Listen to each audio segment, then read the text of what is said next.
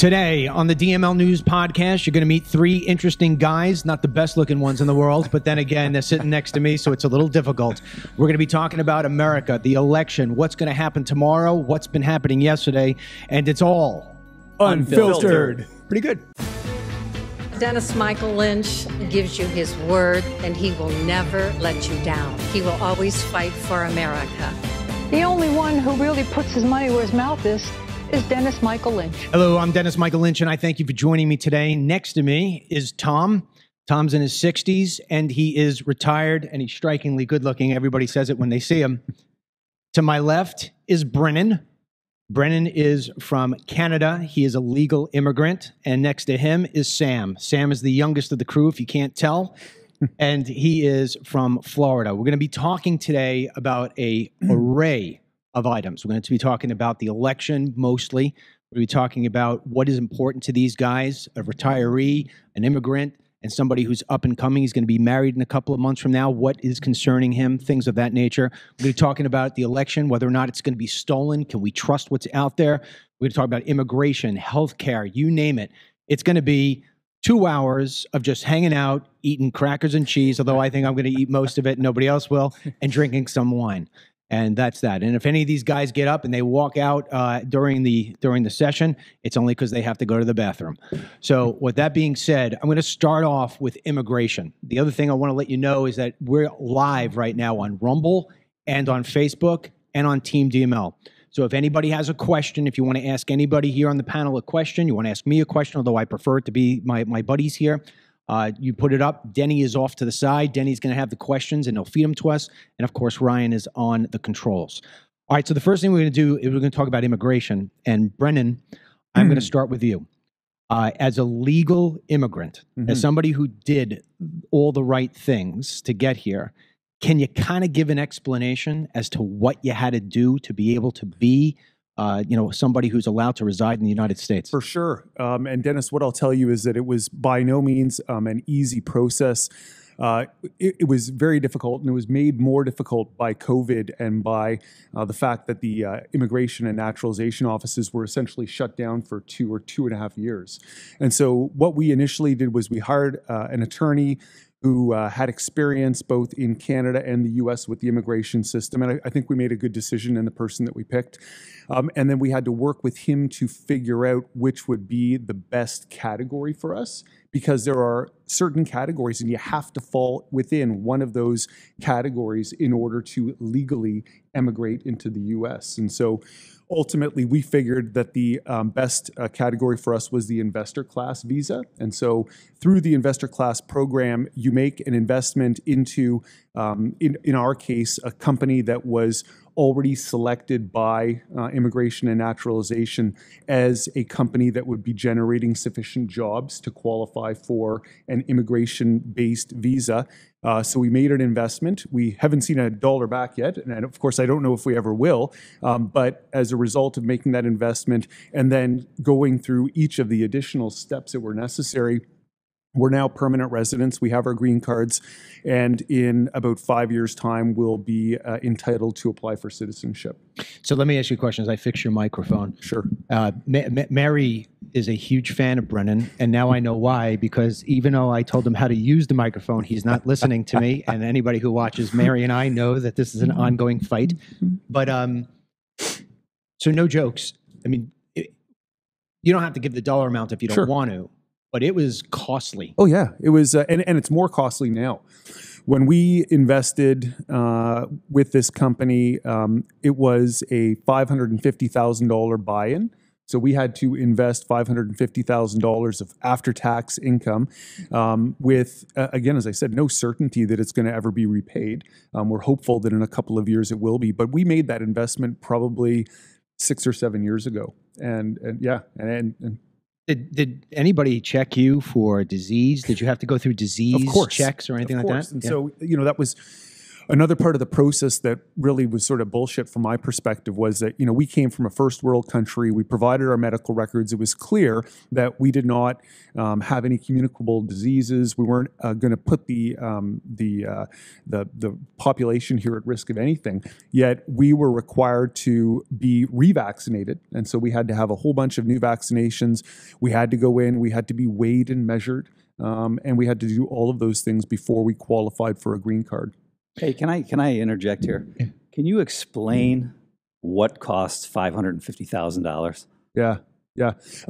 So what we did in our case, and that was the minimum that you had to invest at the time. Now I believe that the minimum is something more like $1.2 million. But we got in under the grandfathered clause, and in our case, we invested in an equestrian center. And so there will be, many.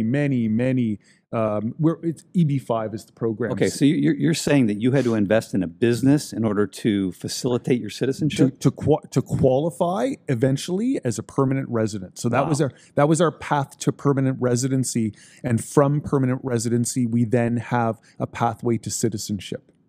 Wow. Yeah. Yep. That is. That's America, baby. Wow. I mean, so, Brennan, and full disclosure here, Tom and Brennan are two good friends of mine. We see each other all the time, but usually we're talking golf, softball, BS, stuff like that. We've never talked about this, you and I, ever on the golf course, ever. Oh, how pissed off do you get? Do you get pissed off when you see that the Biden administration has allowed 15 million people, give or take, into this country, gave them work permits, letting them go do whatever they got to do, no checks, didn't have to weigh in or anything like that, and certainly didn't have to invest $550,000 in order to get in. Yeah, it's infuriating, Dennis, and to even add insult to injury, we've done everything the right way, absolutely, by the letter of the law. And there was a period of time of 3 years when I could not leave this country. And that was why we were waiting for the adjudication of our green card. And we were told the reason that it wasn't adjudicated for 3 years, even though we already had the conditional approval, was that California shut down their Department of Naturalization. And as a result, our application simply sat in an office for 3 years. And the reason I couldn't leave was because I was in an immigration no man's land. I had been approved conditionally for a green card, but they had not actually produced my green card. And without that green card, if I left the US, I would not be permitted to return, because in the system, they would have acknowledged that I had the settled intention to become a resident. And as such, there was no category that I could be admitted into the US other than with a green card. And because we didn't have the green card, we couldn't leave. So when you see all these people coming over, first of all, in the shortest possible way, why did you come to the United States? Why didn't you just stay in your first world, Canada? Yeah, there were a number of reasons why, and one of the reasons would have been the weather. And as you noted, I love to golf. My wife plays tennis probably every day. My kids love being outside. We weren't winter people. Where we lived, it was, snowy 6 months of the year. And we didn't enjoy any of the outdoor pursuits that some people enjoy. Some people like to snowshoe. Some people like to go snowmobiling. We lived on a lake, and we'd see guys out there ice fishing. We didn't enjoy any of those things, but we did enjoy being outside. So that was a draw. Believe it or not, lower income taxes and sales taxes in the States were also a draw.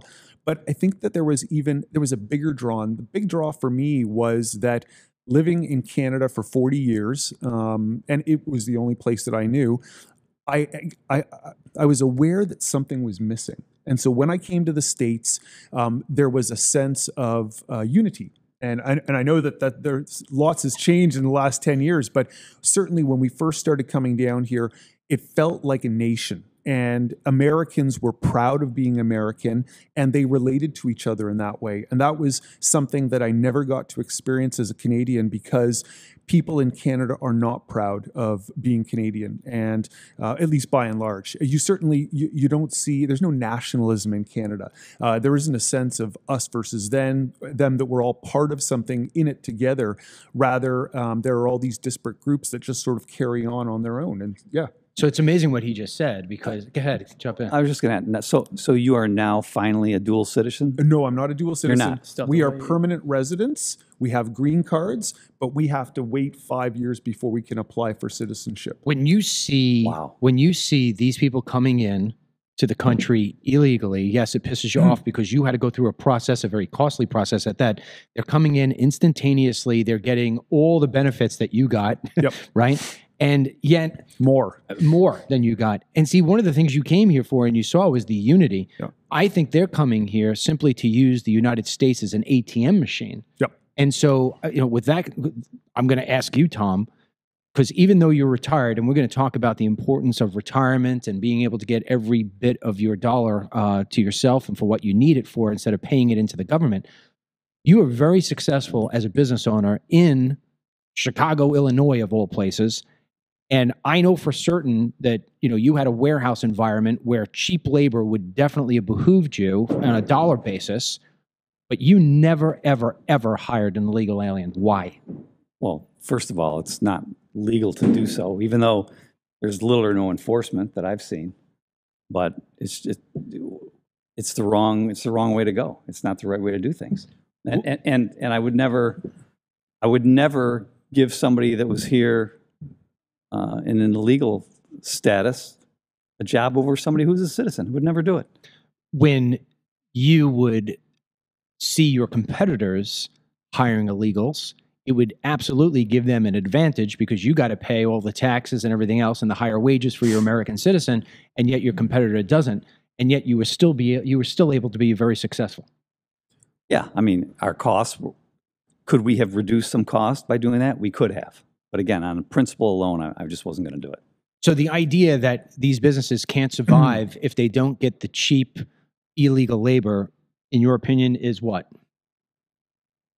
Well, maybe there are some industries, because there's so much illegal labor prevalent in them, that it really would matter to those business owners. But again, on principle alone, I would never do it. So when I've heard from landscapers say that they have a hard time. I was going to say it's a lot of the landscapers, I would say, right? who choose to go the cheaper route to do things, and they're not thinking, to be stereotypical, right? But I have the same conversation with my friends. What we hear. What they say is like, "Oh, no one wants to take those jobs." I'm like, well, if it was available for a good price and someone could afford them to pay a good salary, they would take those jobs. But those jobs are not available because Juan is going to come over and ask for only $1 an hour or whatever. Right. They're working for less money. Exactly. If you could not hire illegal labor, then possibly you'd have to pay the people to do those jobs more money. But I think one of the things we have to highlight about your business, and again, I just remember this stuff, some of the things that you used to send me text messages about, was that there is this unbelievably diluted story. And when I say diluted, it's just bullshit that's just like on the runs. You know what I mean? That the illegal alien does the job that the American citizen doesn't want to do. You had guys in the warehouse cleaning plastics, boxing things, shipping things out. It wasn't necessarily MBA, work. Entry-level work. Entry-level work where almost anybody could do it. I remember you telling me that you had put an ad in for Help Wanted and that you were bombarded with American citizens. Oh, yes. Yeah. I could put a small ad in on Indeed for one warehouse position, and in 3 or 4 days have 150 applicants. Wow. Yeah. So the idea that these jobs are ones that are only wanted to be taken by illegals is just total bullshit. I believe it is. Yeah. Yeah. And again, if businesses have to pay slightly higher wages to hire legitimate citizens, then that's the way the marketplace should operate. So one more guy here to talk about the immigration thing, and then I'm going to open up about the election and immigration. So you've grown up in Miami, Florida. Yes. All right, you're 29, right? Yes. So over 29 years, you've definitely seen the change in Miami take place. Well, the thing with Miami is it's always been the same way. I mean, I was too young to really notice a change in it from, I was born in 95. So before I started to understand what was going on or, what my surroundings were, by the time, 2005 is probably when I started to realize life, maybe. Yeah. And understand, who does what job, who usually applies for what, and so on and so forth. So when you look at Miami, I mean, Miami, if I'm not mistaken, the number one language in Miami is Spanish. 100%. Yeah. Yes. Now, you haven't seen, well, I mean, maybe because you're so far into the trees, you can't see the forest. But I mean, if I talk to somebody who's been in Miami, maybe more my age, they're like, listen, there's always been a Cuban population and Cubans, very hardworking. A lot of them are conservative most of the time, good people, good hardworking people. But now, you've also got the Haitians now coming in. You got a lot of illegal aliens that are coming in from there, people in from Venezuela.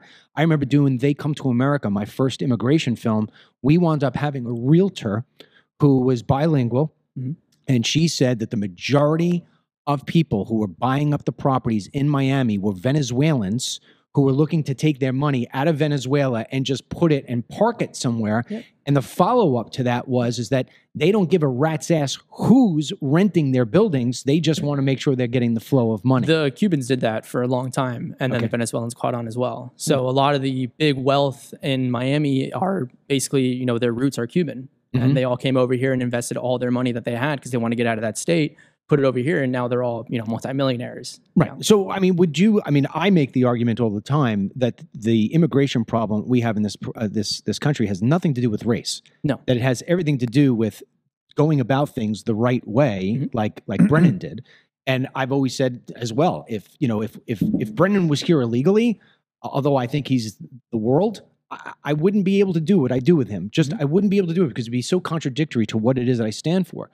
So when you look at Miami and you sort of look ahead, do you see Miami becoming just the mecca of Florida where illegal aliens are allowed to roam free because they're basically mixing in with the majority of people who are there who are Spanish in nature? It's going to be hard to tell, I guess, the illegals from the people who are actually citizens there because everyone speaks the same language. But I'd say the process of Miami becoming just, I always say it's going to be, it's North Cuba. It's North Cuba. And that's been a thing that I've been saying since high school. So, and everyone's Spanish, say Norte Cuba, it's the same thing. It's just North Cuba. So it is, I always tell my friends if they're, a lot of my friends are looking to buy homes now and, get into the market and stuff like that. And I just say, you're going to waste your time trying to find something in Miami. You're never going to be able to find anything. And if you do find something, you're in an HOA. So you're going to have to deal with that. And then you're also your neighbor who knows who they are, because that unit next to you could be owned, like you said, by a Venezuelan or by a Cuban, and they're just renting it out to whoever. Now, your family has a history of being in the real estate business, and you've done a lot with Section 8. Section 8, yes. Explain to people that don't know, what is Section 8 housing? It's just government subsidiary housing. So basically, let's say you're renting a 2-bedroom, 2-bath, you're on the Section 8 program, and let's say the rent is $1,000 a month, and you can only pay $5 of that. Well, the government picks up the $995 tab on the other end. Huh. So as long as that unit's rented. As long as the unit's not rented, then you don't get the money. And do you get your money like clockwork every single month? When it's rented, yes. And we have some tenants pay as low as $5, some tenants pay as high as $900, and only the government picks up the remainder. And so the $1,000 is that a cutoff? No, it's really honestly whatever. We have 1 bedroom and 2 bedrooms. I'm mostly familiar with just the remaining building that we have right now, so it's a mix of 2 bedrooms and 1 bedrooms, and 1 bedrooms. And it's located right next to the Marlins Stadium. So you walk out the front door, you look to your left, 10 feet down is the entrance to the Marlins Stadium. So it's prime location, but those rents for a 2-bedroom or 1 bedroom are like $900, $800. It's like nothing. Now, I don't know if you know this or not. Maybe I'm asking you a question that is unfair, but do you have any idea, have you seen over the course of time that the people who are taking those apartments are these people who are illegal aliens, or the people who recently came in who don't speak a lick of English? Yes, I've had what was supposed to be a 5-minute conversation turned into an hour conversation of just going on Google Translate, talking to a tenant, trying to figure out what she wanted to get done and what was going on in her apartment. So, but she was a citizen. So they can be citizens and they can still, be able, they're just still only fluent in Spanish. They can't speak English, and it's just their primary language, just like English is for us. So you just got to work with them, honestly.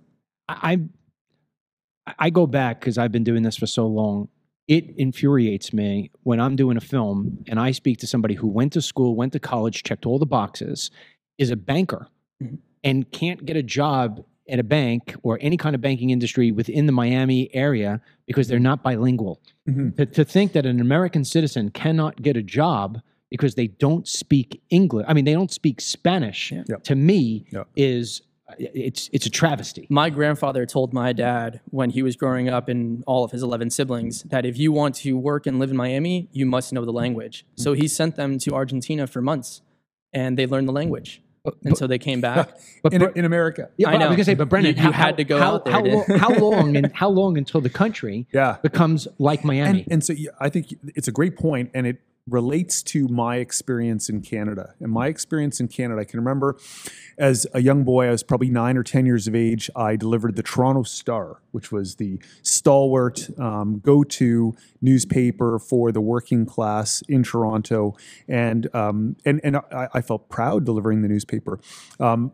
After a while, I learned that delivering the newspaper was less financially remunerative than selling newspaper subscriptions. And so I, at probably age 11, started going, and these canvassers would drop us off at buildings because they were the densest populations.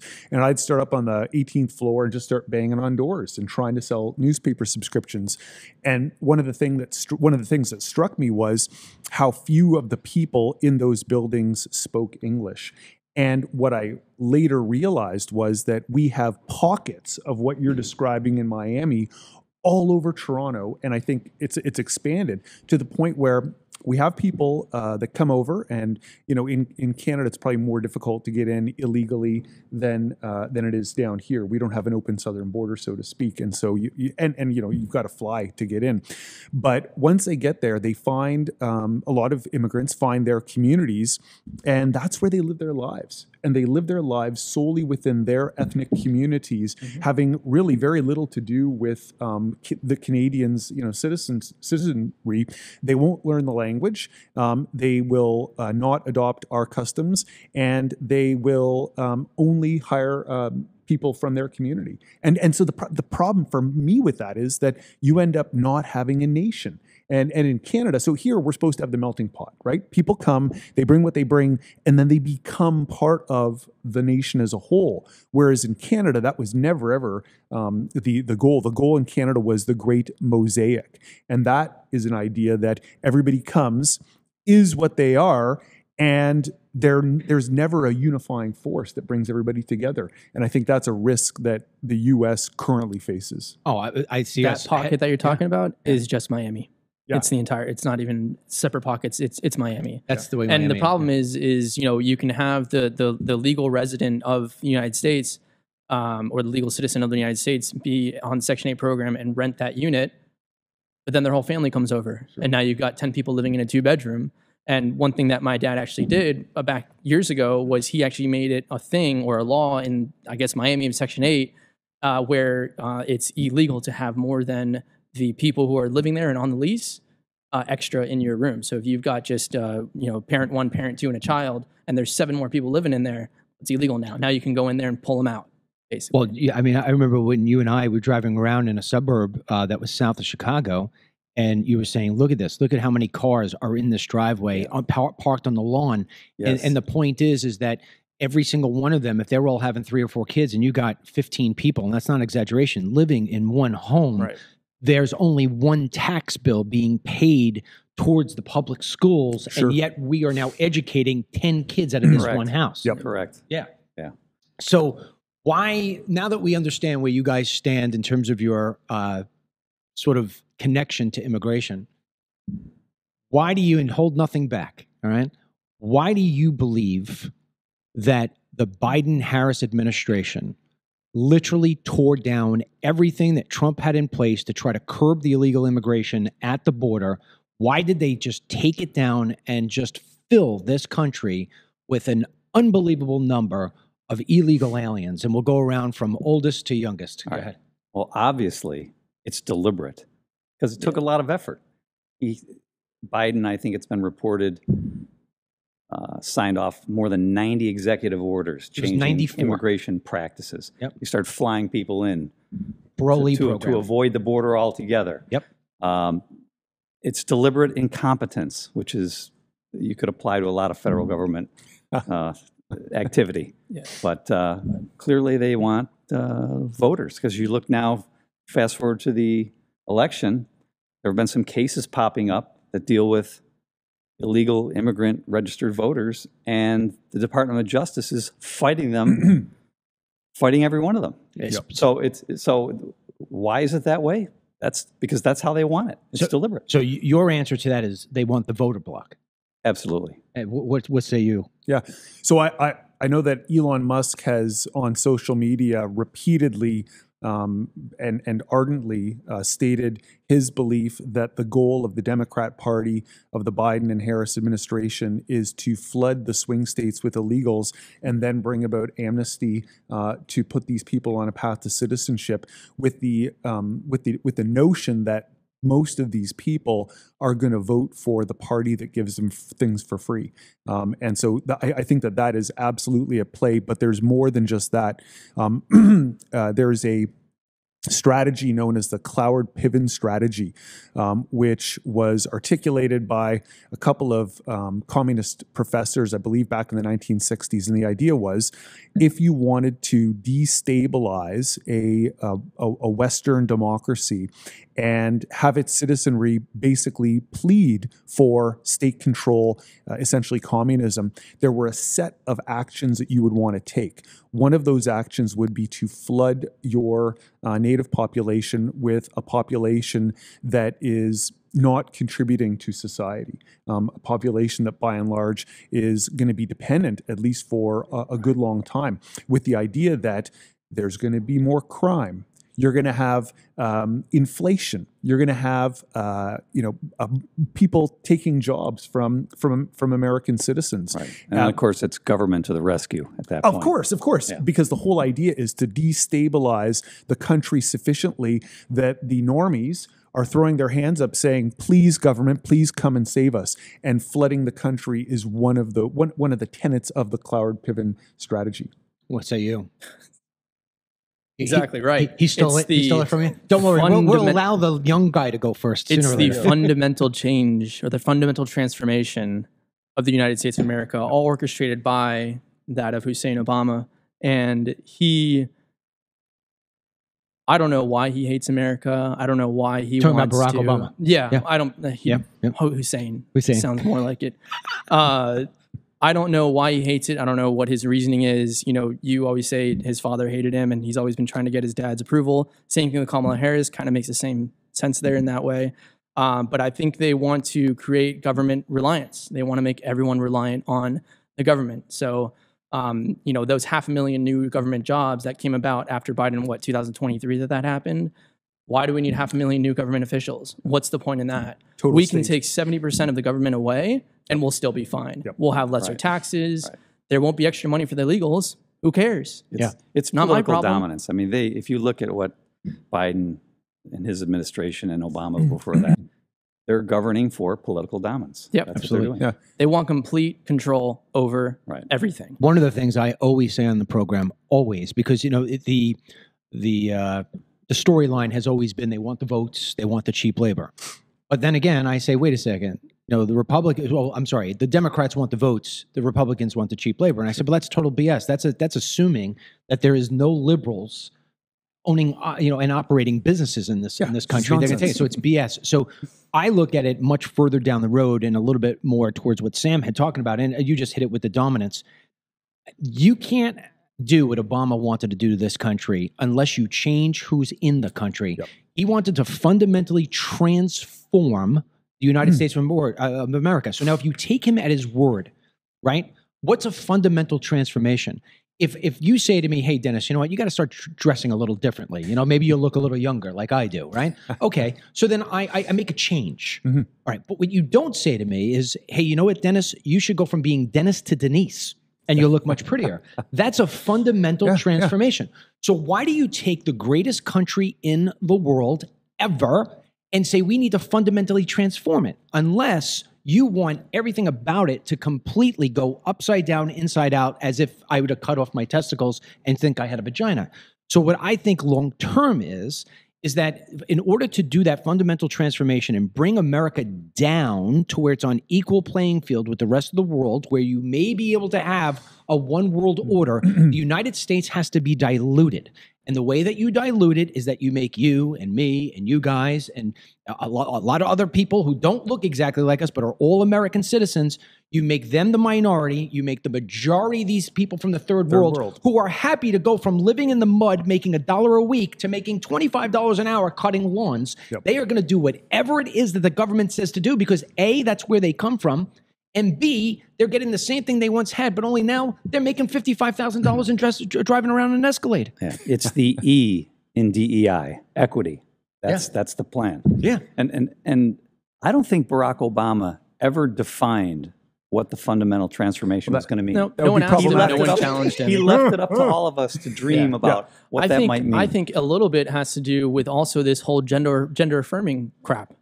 And having people transition and making them extremely confused, and then putting them on multiple different puberty blockers. And what does that do to the mind? What does that do to the understanding of the human life, the understanding of what's right, what's wrong? You don't even know what gender you want to be, and we're going to affirm that you know what's right or wrong. And oh, by the way, we'd like to have you in the military. Can you imagine? I mean, look, and I feel horrible for these people who think that they're a girl or a guy. If there's real dysphoria, that's a real problem. I get it. I actually had somebody in my family who had that. I had a cousin. Her name was Danielle, and she thought she was Daniel. And this was before it was vogue and fashionable. And she had a real disease. But now it is sort of just pushed on these kids, pushed on everybody. Hey, we'll give you a gender-affirming surgery in the military and we'll pay for the whole thing. Just come join. It's a trend. It's a trend. And everybody loves a trend. It's a social contagion. America loves a good trend. Of course. And that's what's happening. But it's a trend that's not dying.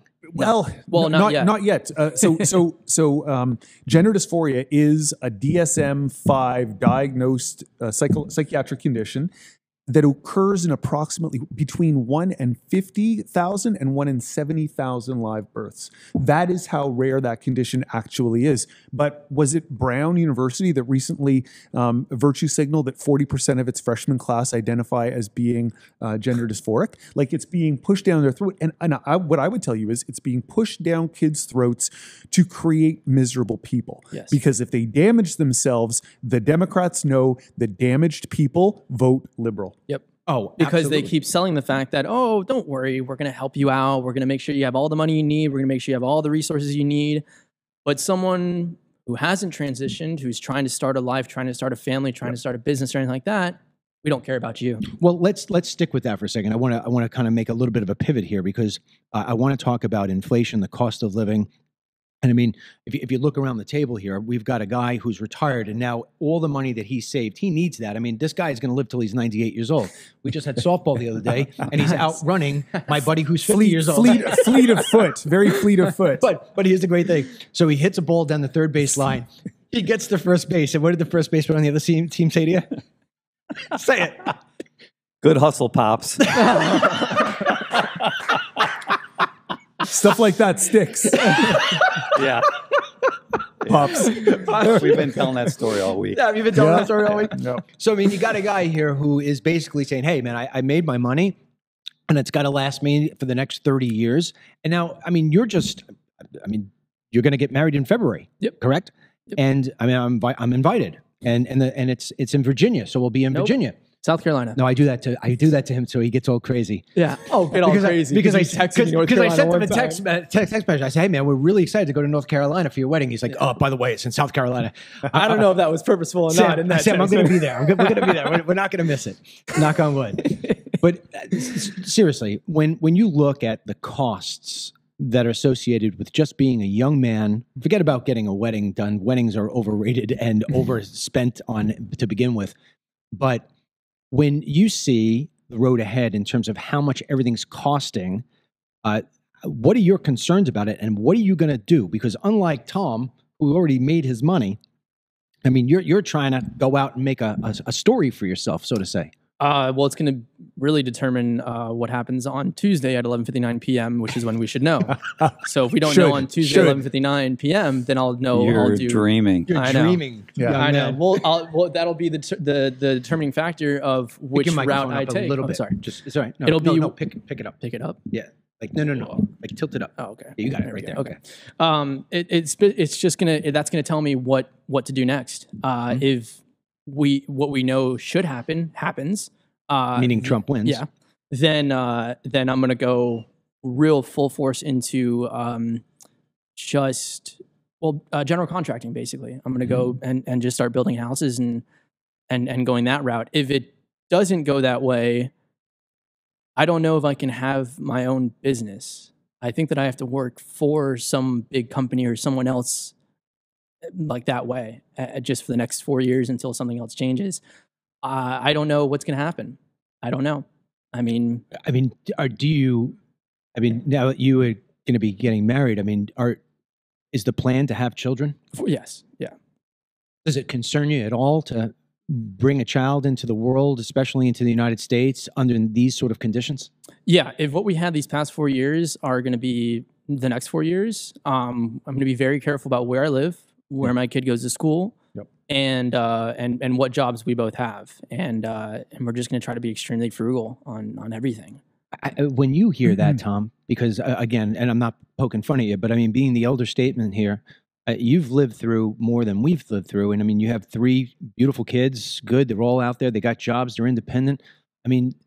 Do you think this guy's going to have the same opportunities that you and I and Brennan had, raising our kids and being able to get them through and living the American dream? Well, we're in different times now for sure. Yep. But here's what I would say to you about your business. Okay. And I understand your concern, but if you've got a good business plan, I don't think I would let the election deter you from starting it. Okay. Because you got to be thinking about longer term. Right. And even if you get the result you want, that's no guarantee that 4 years thereafter or 8 years thereafter, you're going to have a result that you want as well. So I would encourage you to move forward. But wait a second.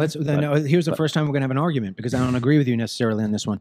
If we just said that, so let's say for a moment here that she wins. Yep. Okay. Whether it's through crooked or straight up votes.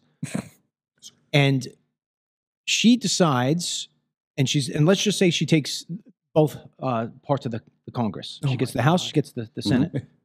And she wants to pass something like taxing unrealized gains. And she is going to try to have different programs to where minorities are going to wind up getting all the benefits, and a white guy like him is going to be the unfavorable. I think he's the existential threat to the United States of America, if I'm not mistaken. I'm also garbage too. Yeah, he's garbage too. Yeah. I thought I smelled something. But how do we encourage him to go start a business when he's going to be overly taxed and his opportunities are going to be drained? I still think you got to be looking at the long term. But long term is going to be Democrat rule based on what we just said 5 minutes ago. Well, I think that his decision to start a business should not be tied to this solely to this election. I think you've got your own world to carve out, and you should go ahead. Well, the reason why I say building do that. homes is because everyone else is buying homes, and big companies are buying homes, Synergy Homes and GW or whatever they are in Georgia, who just took up like 30 different homes that this woman was trying to buy, and she couldn't, even though she was a veteran, fought for this country. She got outbid 30 different times by none other than GL Homes. Is the reason why you say that you would go get a job with a big company versus starting your own business, which takes on a lot of risk? You know that. I know that. So do you. All 3 of us own our own businesses, or at least did. Is it that you're going to go to the big corporation because that's the safer, more guaranteed route? Yeah. That's it's more of a guarantee. My salary will be set. I can, make my way up in the company. For example, I had this one idea that I was going to go work for a car dealership, and I love cars. Might as well be around them. And I work for someone like Brayman. Then, it's a pretty safe job, good salary, good benefits, and there's always a way to go up. Mm-hmm. And, I'm W-2'd, so my taxes pretty much get taken out, never get paid, and so on and so forth. When I have my own business, I feel like it's going to be a little bit of a touch and go, trying to get it off the ground and get it going. And let's say I build a home for $200,000, and I need to make sure that I get that thing offloaded and into another home right away. And I don't know how quick that's going to happen if interest rates go up, if price of materials goes up, if the price of the land goes up, which it's already going up. And things like housing and land like that never really comes back down. People are like, oh, I'm going to wait for prices to come down. It never comes down. Nope. What happens is interest rate gets changed, and then it's more affordable. You have more money to buy it with. But I'm nervous on it's going to. I mean, who even knows if we can even start a business at that point? I don't even know if people are going to believe if this woman wins. I don't think people. I will not believe it unless if we know at 11:59 p.m. on November 5th that she won. I still will be questionable about it, but I'll be like, okay, you guys got it in before. This cutoff, we're not having 3, 4, 10 extra days of counting. Okay, fine. Still don't believe it, but it is what it is. I can't get behind the fact that what she says, how she says things, and she doesn't even mean it. She has no moral compass. She has no thought process of the regular average Joe American. She doesn't even have the thought process of an immigrant. I think she's a puppet. Well, she's a vessel, absolutely. Yeah, 100%, just like Biden was. Exactly. I mean, it's a great question for you, again, for somebody who's striving towards getting citizenship. When you look at Canada and you see somebody like Justin Trudeau, it must drive you absolutely bonkers. But I got to tell you, I think she's a notch below Trudeau on the smart list. Yeah. I mean, neither one of them are mental giants. I think, and they both serve the same role. And I can remember for years how the media would tell us that Russia is ruled by oligarchs. Well, guess what? So is Canada. And so is the U.S. And useful idiots like Trudeau and Harris or Biden are the empty vessels who are so ambitious, and they'll do anything that they're told by those in real power. And as a result, it's impossible to know what Harris believes about anything. And even the mainstream media, a couple of outlets were calling her out on the fact that she will not firmly express an opinion. And my guess is it's because she doesn't know what it's going to be, because someone else will be telling her. Oh, that's a given. She's just not a subject matter expert in much. She finally went against Biden about the whole garbage comment. She had no choice. Yep. But see, I also think that's a head fake. I think she does think we're garbage. Oh, no, of course. No, she's 100% lying. I mean, how can know you for a fact she's lying. Yeah, I mean, how can you sit there and call anybody a Nazi? Do you not know do you not know what a Nazi is? I mean, that's what leads me to Tom, double down on that. Oh, yeah. Tom, let me ask you this, because, I mean, the way that you answered him about you should start your business, I get the sense, when you're doing that, you're taking that very patriotic, this is still America. This is the land of the free. And if you have a dream, you have to go after your dream. When that's why you're saying it. Yeah. And I appreciate that. You know who else would appreciate it? Rush Limbaugh. Because Rush Limbaugh was the guy who's going to tell you, listen, you're going to die of heart disease in 6 months, but don't worry about it. It's going to be a great 6 months. So with you, I mean, now that you're retired and now the income coming in is nowhere where it used to be. And, your money arguably is in some cases tied to the value of your home, tied to your investments, your 401k, your stock market. If she gets in there and they do give amnesty, as we've all guessed that they would absolutely try to do, and you put another 50 million people into the voter block, and we're going to say arguably 40 million of them are going to go for the blue team, you don't have grave concerns about where it is that your money is going to be, what it's going to look like in a couple of years from now? Well, I'm sure I do. I have concerns already today, because we've been doing our retirement budgeting over the last 2 or 3 years, right? I mean, Don and I, we've been over this math 100 times, right? Well, guess what? The math has literally changed in the last 12 months. Wow. Yes. Yeah, because everything you buy is more expensive. People really feel it when they go to the grocery store, because it's every item you pick out. But it doesn't matter what you're buying now.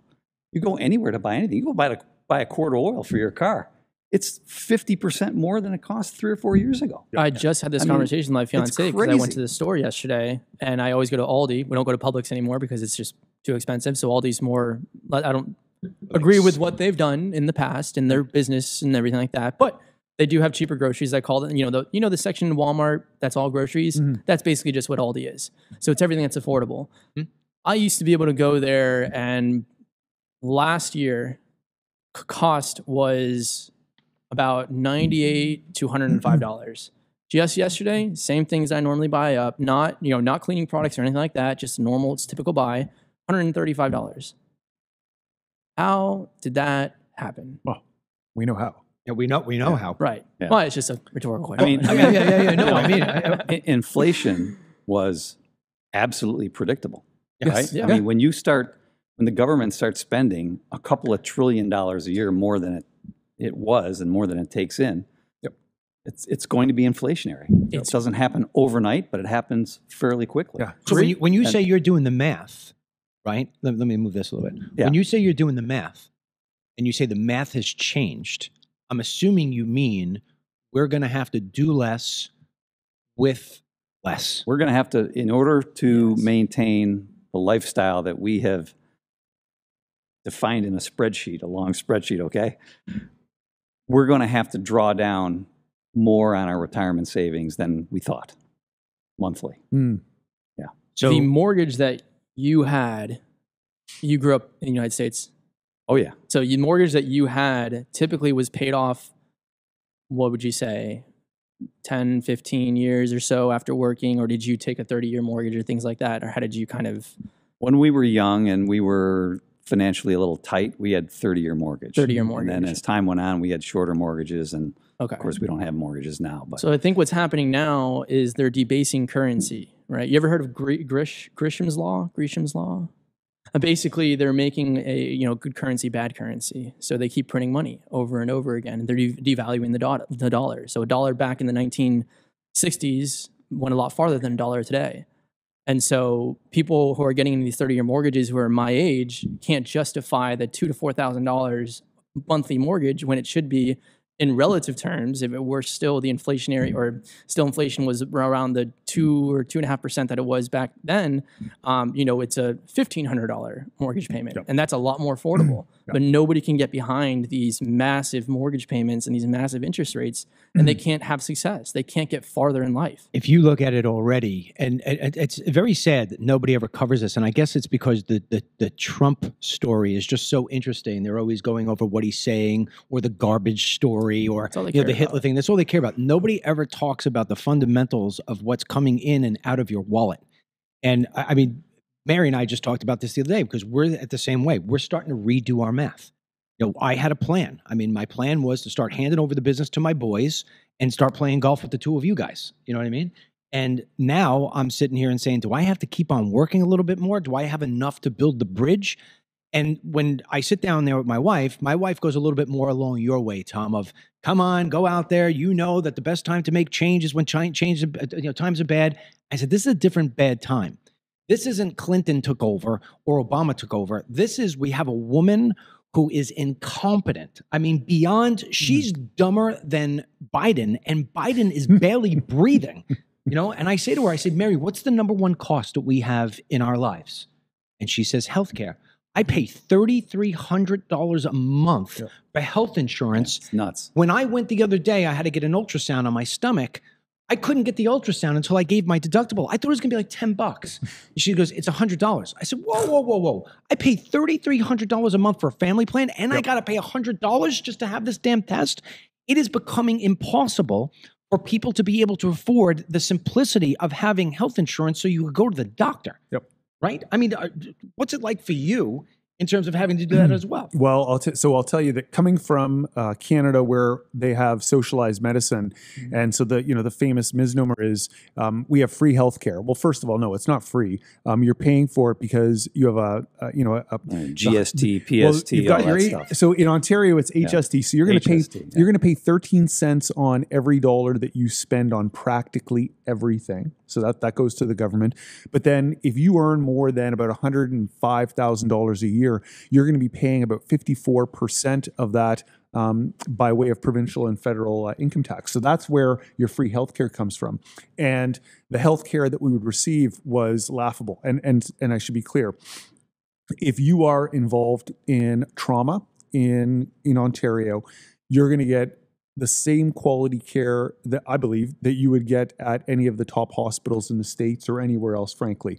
But it's for non-life-threatening injuries or for chronic disease, good luck. And the doctors themselves will be the ones who tell you this.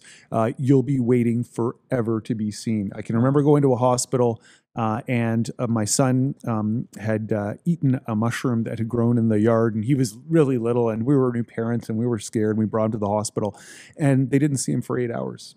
8 hours. And we just sat there, and we didn't have a room. They just sat us out in the hallway for 8 hours in Canada. Yeah. So here we spend $3,000 a month for healthcare. I have one less kid than you do. So, and we're taken care of. And if I need to see a specialist, they're going to get me in right away. They're going to see me right away. And so the trade-off to me is absolutely worth it. It's worth it because you're getting I've come from somewhere else. I've seen something else. You've seen it at its worst end. Yes. Now, I will tell you, I mean, I have been at the emergency room more times than I want to admit over the last couple of years. And one of the things that frustrates me the most is when I walk in, and this is no exaggeration, if I took you to the emergency room right now down the block, we walked in there, the majority of the people that are going to be in that ER are going to be non-English speaking, mostly Latino, and they're going to be sitting there for things that you would otherwise go to your local practitioner for. Sure, right. And that's one of the reasons why we're getting raped in the wallet. I mean, we shouldn't have, see, he's happy because he's paying $3,000 to get serviced within an hour instead of 8 hours when his little baby eats a mushroom. Yep.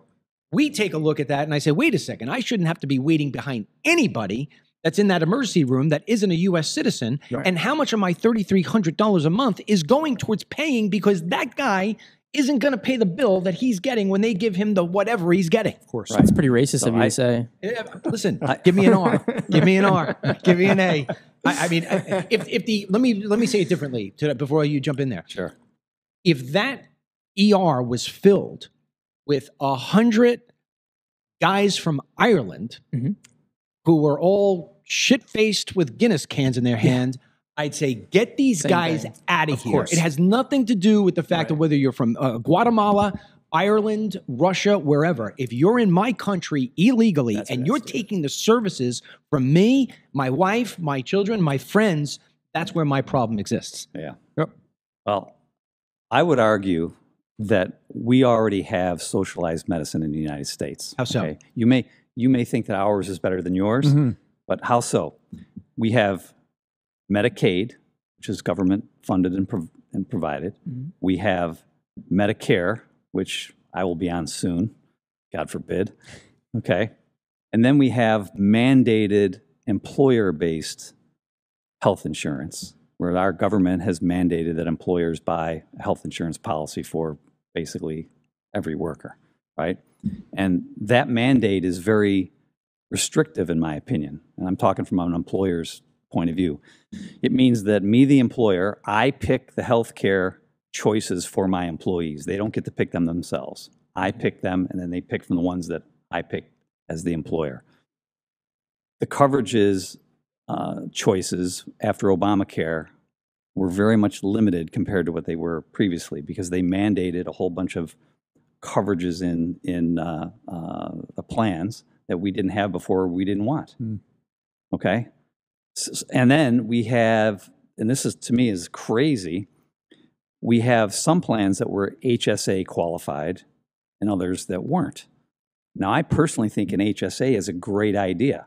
Imagine, Sam, as a younger person, if you could put away tax-exempt money into a health savings account, if your health insurance plan allowed for that, and you could build this up over time, and that would allow you to buy your own insurance policy with a very high deductible, paying a much smaller premium because you know you've got this healthcare nest egg that you've established over the years, right? That to me would be a good solution, a good way for people to start providing more for their own healthcare and to reduce the insurance expense. But why I had an HSA plan. I didn't have it until I was into my 50s.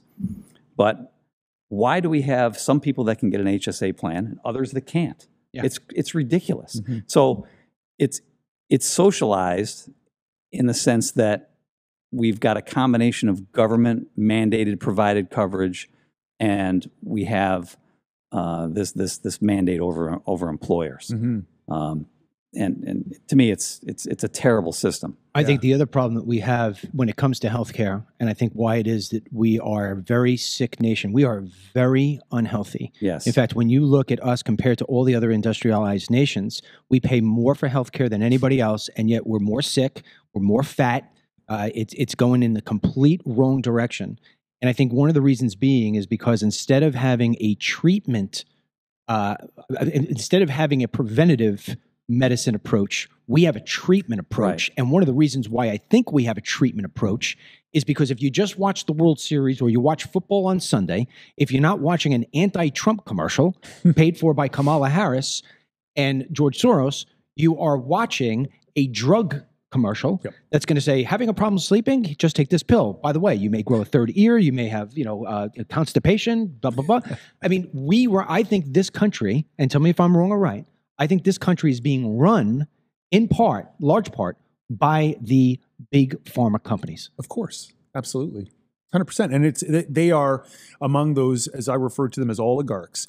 They are among the big power players who actually dictate what happens in this country. And you're absolutely right. When we're watching TV commercials, my wife will observe that it's typically one of two industries, pharmaceutical, big pharma, or insurance.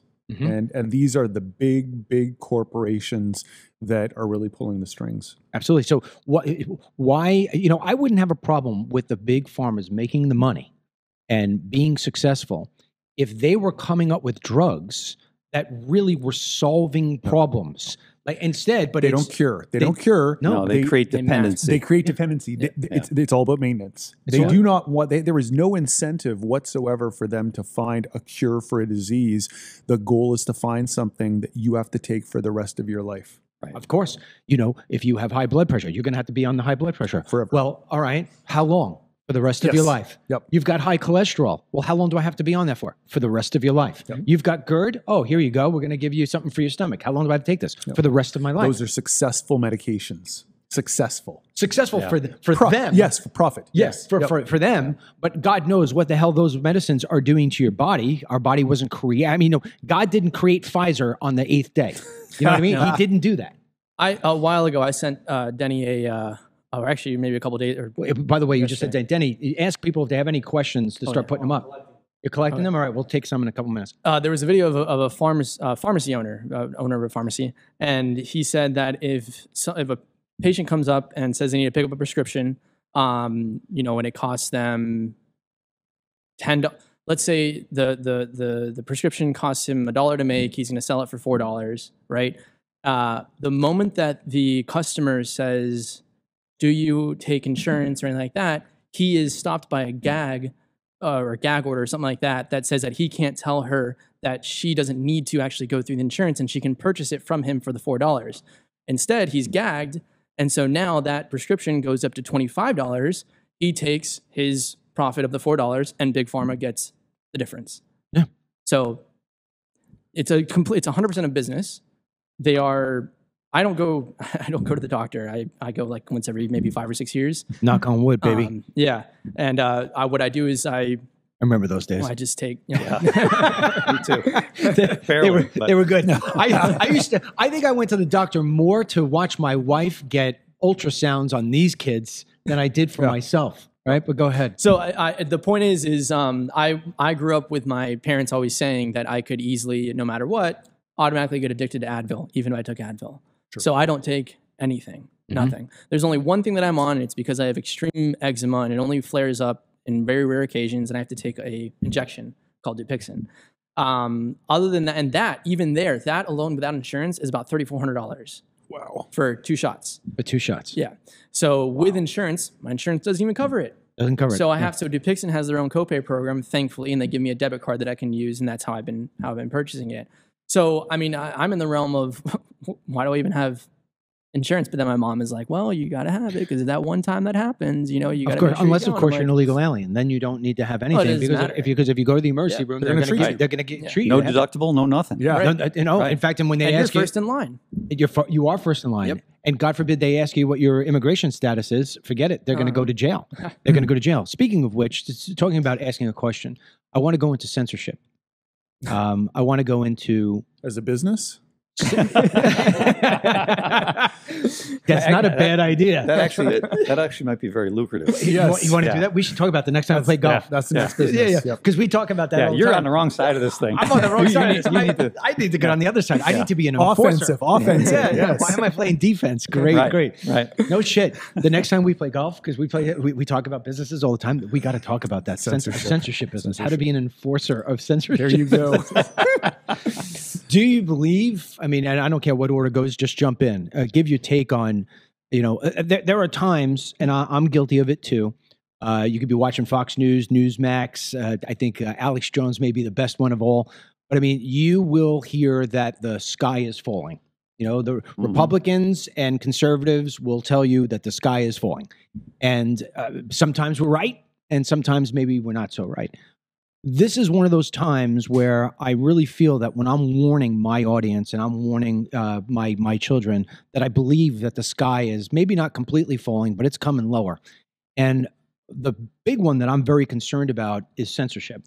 In fact, when we have conversations here as a family and we talk about the podcast, I have found, not all the time, but many times, there will be something hot in the news and we will not talk about it. And we will not talk about it because I'm afraid that once we post that video up to one of the social media companies, A, it's going to get taken down. B, I may lose my account. And C, I may wind up going on a list. Yep. What is, and you're already on the list. I'm already on. I was already on the list. I was in the Twitter files. You don't want to move up the list. I don't want to go up higher on the list. I like my low spot on the list. You know what I mean? I like the low spot. So it's funny because I used to, back in the Fox days, we couldn't go to dinner without being, DML, I need a signature. Now nobody ever says anything to me anymore. And I tell you what, when you get past your ego on that, it's the greatest thing in the world. Because I'm like, why would they even come after me? I'm meaningless in the big piece. I mean, I think if you talk about the three guys who have a target on their back in order, Donald J. Trump, Elon Musk, and Tucker Carlson. Absolutely. Those three right there, they are in the firing range. Yep. And so when you think about censorship, first of all, I think Canada and the United States are a little different in terms of what free speech is. Is it? Yeah. So I'm not certain what the legislative situation is. I know that Trudeau was attempting to pass a broad-reaching, incredibly censoring bill. I believe, I could be wrong, I thought it was Bill C-66, and I had last read that it had passed the House and was going to the Senate, because we also have a bicameral legislature in Canada, and it was expected to pass. And it was all, of course, under the guise of safety. Safety. It's always safety or compassion. Yeah. And so in this case, it was safety, and it was protecting children from online harms. Oh my God. And in reality, what it did was it provided the government to censor any information that it wanted, and in fact, turned certain information into a crime, punishable by a year in prison. And so that it is a highly censored environment in Canada, one where I speak with my friends who are up there who are relatively politically aware, and they will simply not know things that I know because the censorship in Canada in the mainstream media is so strong. And I have to tell you, I share your concern when I think about all the things that I think would be problematic with a Harris presidency. The first thing that I stop at is censorship, because the message is all. The ability to reach the population, the ability to communicate to the population is absolutely key. Elon Musk right now is the only thing standing between the government and total control of the narrative. Oh, absolutely. Absolutely. And if she gets in, they're coming for him. And once they take him out, then we don't know things done. Like Butler. Exactly. We hear, you know, it's funny. There's a company called MRC, Media Research Center. And you could say it's right of center. And what they focus in on is they focus in on watching the mainstream media and how long they give to a specific topic. And I'm telling you, the main three, ABC, CBS, NBC, who still to this day have the lion's share of viewers. I mean, Fox maybe on its best night on Jesse Waters will get 3 million. And on its best night, ABC is going to get 8. So it's almost triple.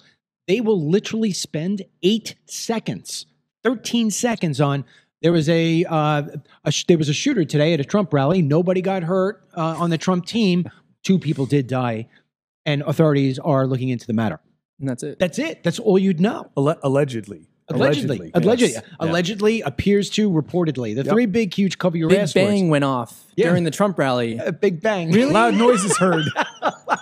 Repeated too in a firing fashion. But so much of the population is now awake, which weren't. And so I saw a stat today that is germane to what we're talking about. 10 years ago, those big 3 networks on a nightly basis would attract 26 million viewers.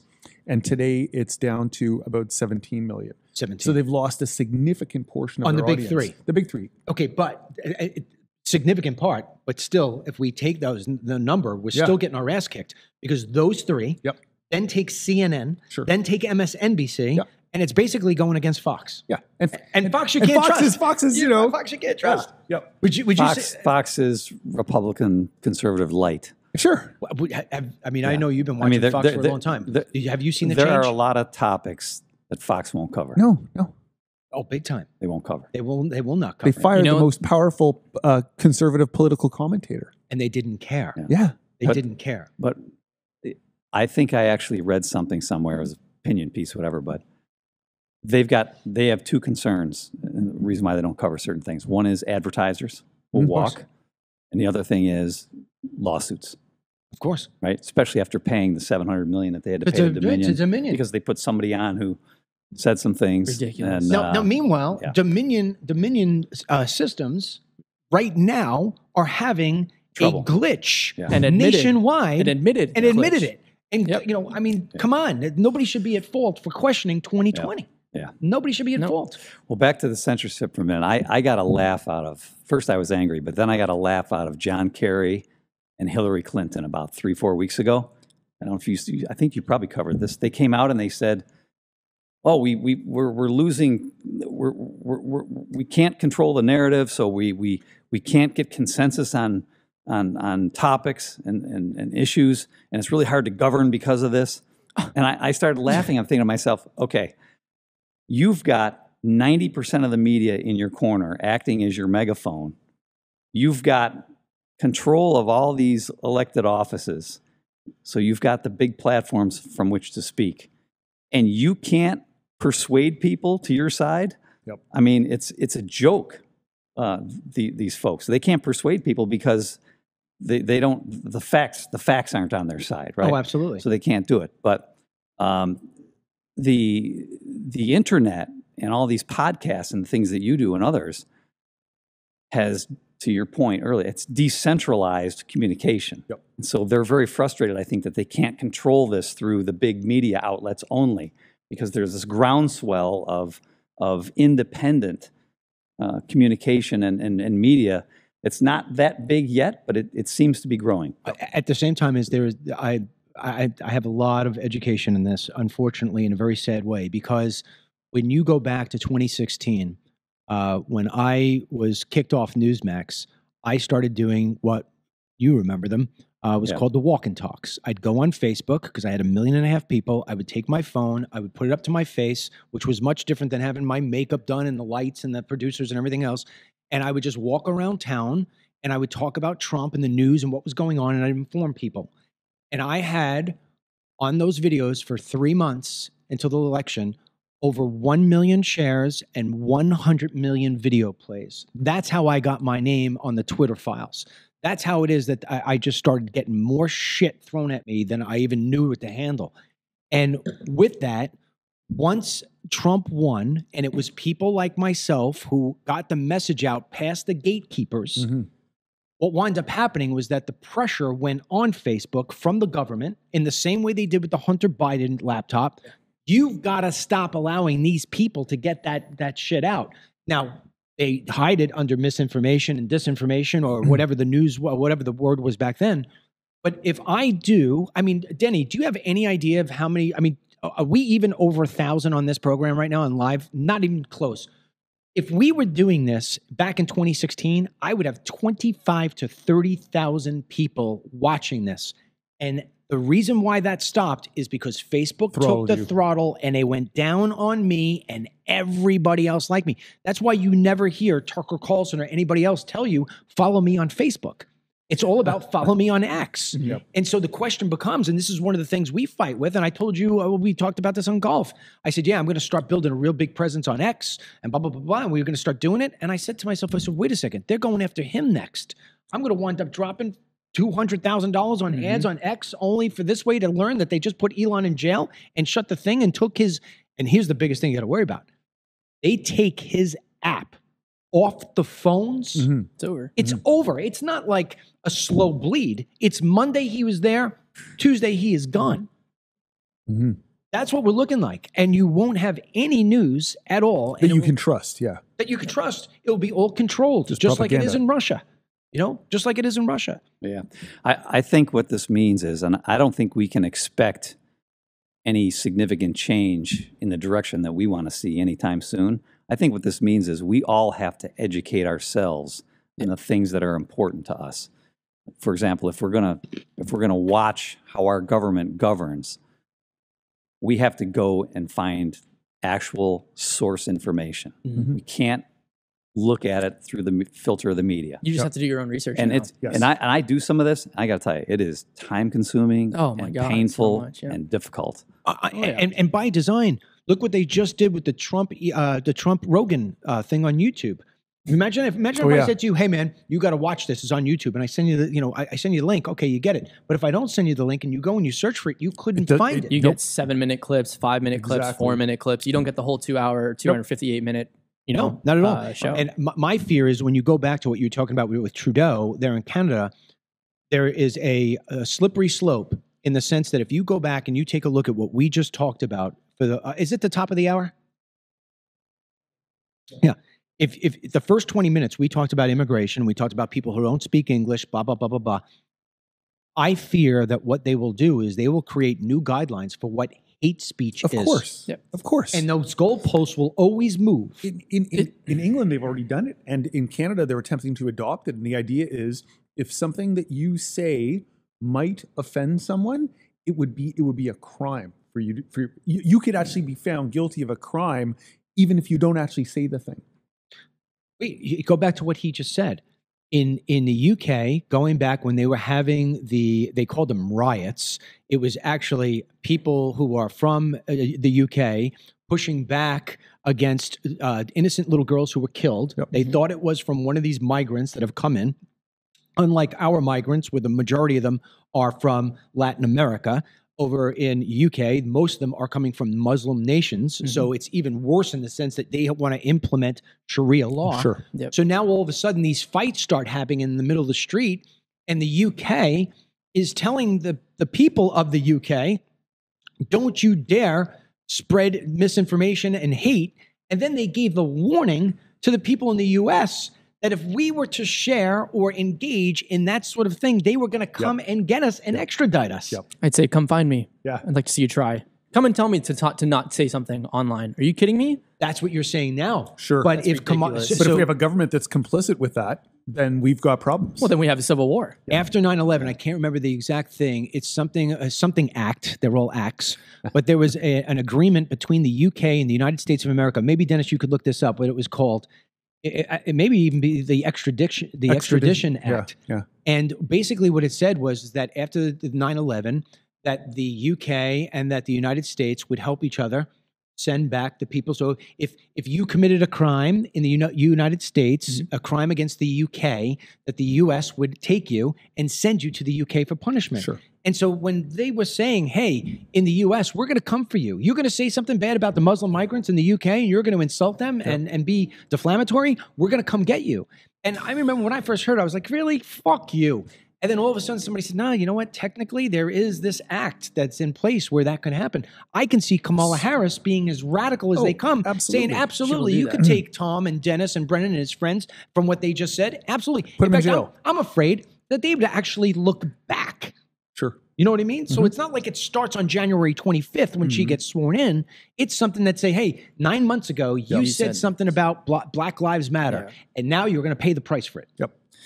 I think it's whatever happened to, I was made fun of in school, middle school. I'm sure everyone was made fun of. You got into a fight and you get over it. I wasn't made fun of. All right. Well, you get into a fight and you get over it, You get into a fight and you get over it. Now everyone's so coddled and everything's so sensitive. Oh, of course. And, now they're translating that into the older crowd. And it's like, you're telling me that I can't make fun of someone of the way they look, and then they're going to make fun of the way that I look? Great.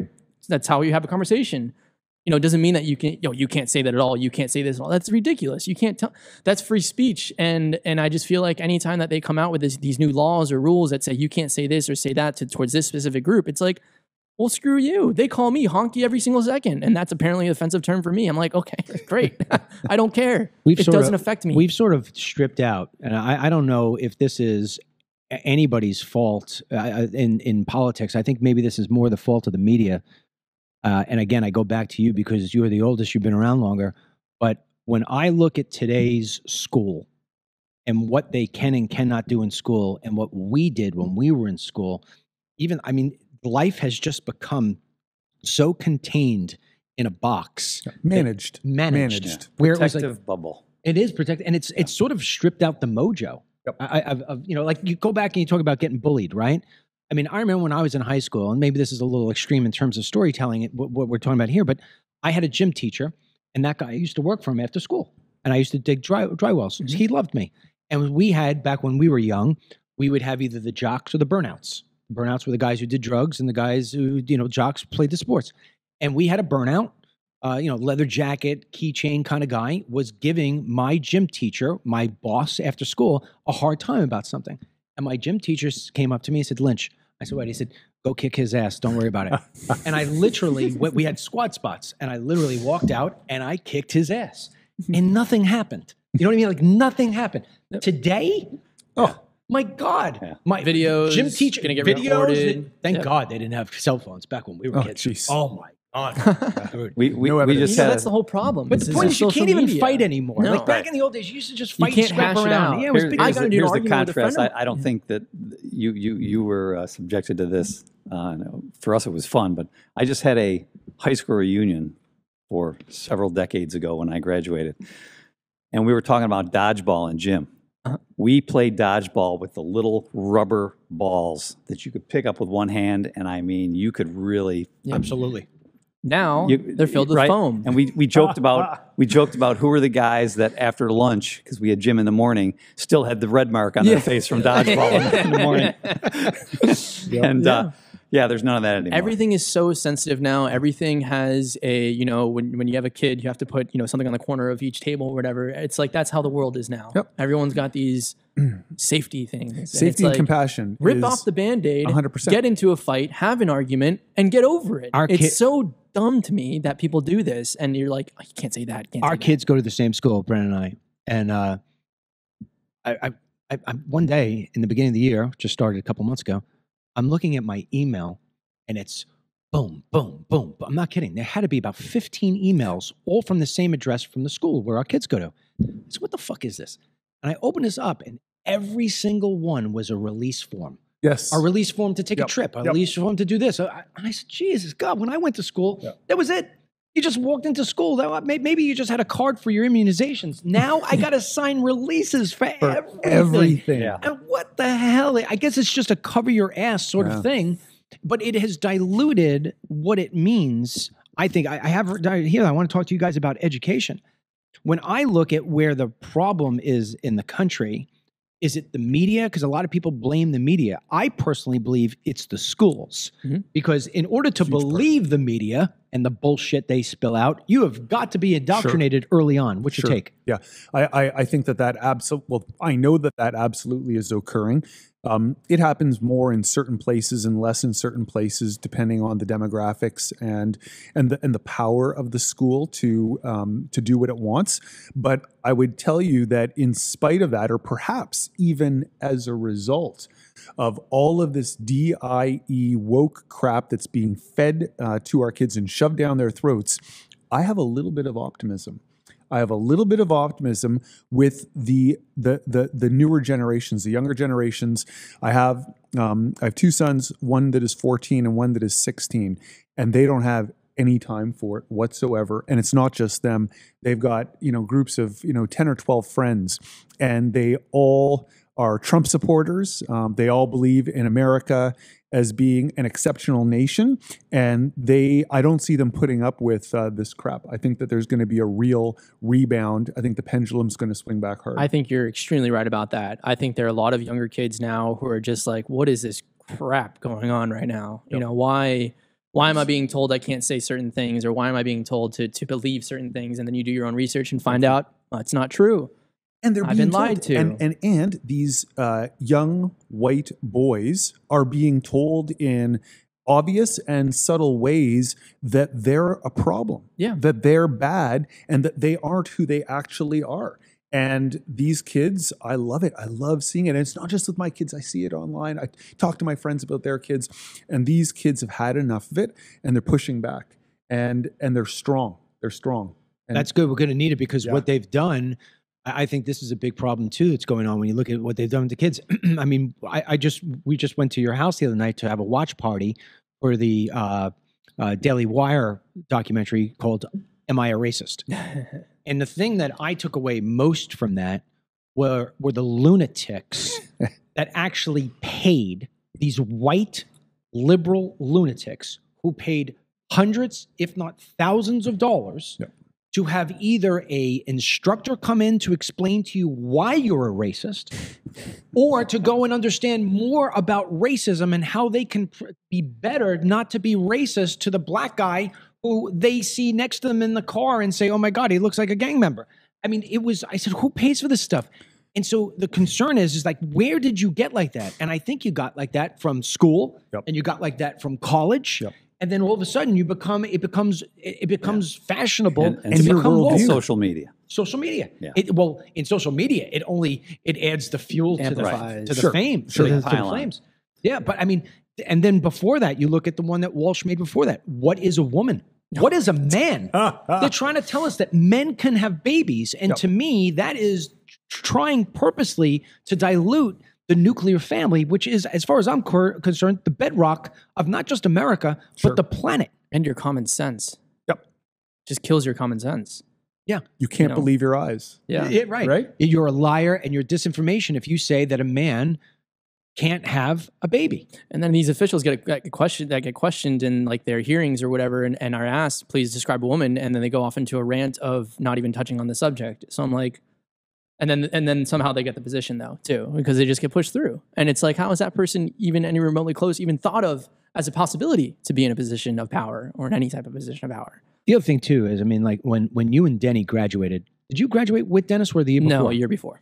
At Dennis's graduation, they did not play the national anthem. Really? I think they did at mine. Did they? I think they did. I remember there was no Pledge of Allegiance. There was no national anthem. What's that? They didn't at yours. And they didn't play it at yours either, Ryan. Well, we went to a liberal arts school, so right. I mean, you went to a school in Florida, private school. Both of Denny and Ryan and Sam all went to the same school. Mm-hmm.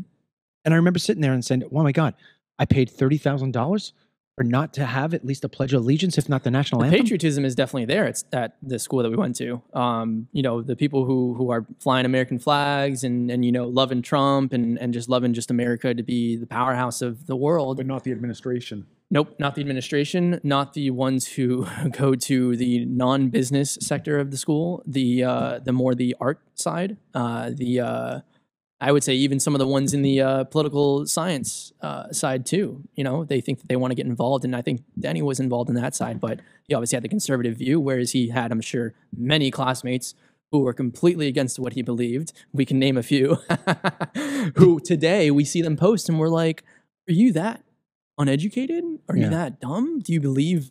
Did you ever feel like you couldn't submit? I think Dennis felt like this once or twice, maybe even Ryan too. He's shaking his head. Yes, he knows the question I'm going to ask. Did you ever feel as if you couldn't submit a paper, especially maybe a political science paper, that had a conservative point of view because you were afraid that you were going to take a penalty on your grade? Well, I wasn't in poli-sci, but I can totally see that. I mean, I know the professors. In my favorite class was ethics, and it was great because it was just an argument. You know, anything you can argue is ethical or not. And I would say that my professor probably would have been the one, if I submitted a paper that was very strong in a certain way and it had to relate to politics, I could see that she probably would have been like, I'm not accepting this. I was on that cusp of like that transition because like if they played it at my graduation, but then didn't play it at Dennis, that's only a year apart. So I don't know. And then maybe the professors when I left also left, like more the conservative ones, and then they brought in more liberal ones. I don't know. I try not to go back and think. When I was given the tour of our school, they took me all around the school. It was such a nice campus, and the last place they took us to was the library. And we walked in the library, and books about racism, are you a racist, all this other different stuff, New York Times bestsellers, all this different stuff was just lined up, like propped up, like I have the hat propped up. And I said to the woman showing us that this is the first time I was disappointed in the school. And I said, is this required reading or is this suggested reading? And she was so embarrassed by, somebody finally asked about it. And she's, no, you know what? Just randomly, I guess they have the books up there or whatever. I went home. Randomly. Yeah. Place of prominence. Yes. I went home and I sat my daughter down and I said to her, listen to me, I'm going to tell you right now, there's no other school in town. This is where you're going and this is where you want to go and this is where we're sending you. I said, but at the end of the day, you are going to be taught things that are absolute bullshit. I need you to tell me when they're going down that direction, and I will put you on the straight line.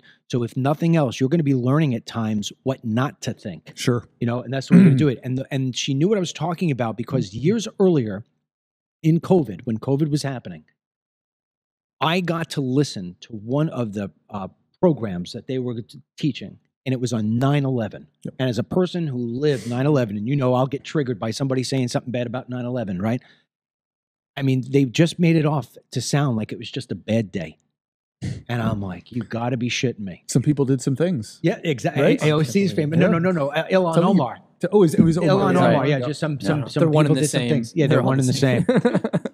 What, just changing gears here for a second. We're almost done with my topics, and we'll take some questions and then just freely talk about the election and Trump.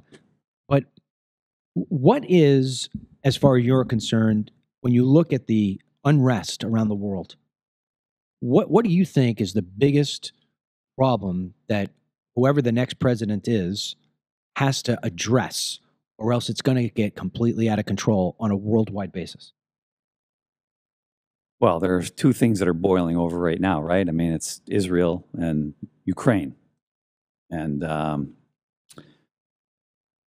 Ukraine, I mean, my view is that there is no chance that Ukraine is going to prevail in this war and drive Russia out of their territory. I think there's no chance of that happening. No. I think that Trump is right when he says, make a deal. Make a deal. Yep. Okay. And then on Israel and the Middle East, I mean, that's a powder keg that's existed for a long time. I don't see that getting much better anytime soon. If you look at a map, Israel's in a really bad neighborhood is what it boils down to. And, Good way to say it. Really bad neighborhood. Close proximity. They had bad realtors. And I really feel for those folks over there. But I think we're seeing, with this war that's been going on now for a year, we're seeing another war where people are trying to prevent one country from prevailing. They're trying to prevent Israel from winning the war. Yeah. And to me, if you're going to get into a war, you fight to win. You don't fight to pick your spots and win a few battles. And I mean, it's war. They call it war for a reason. Mm-hmm. Yeah. I mean, they've just got to. There can be no peace over there with Hezbollah in charge, right?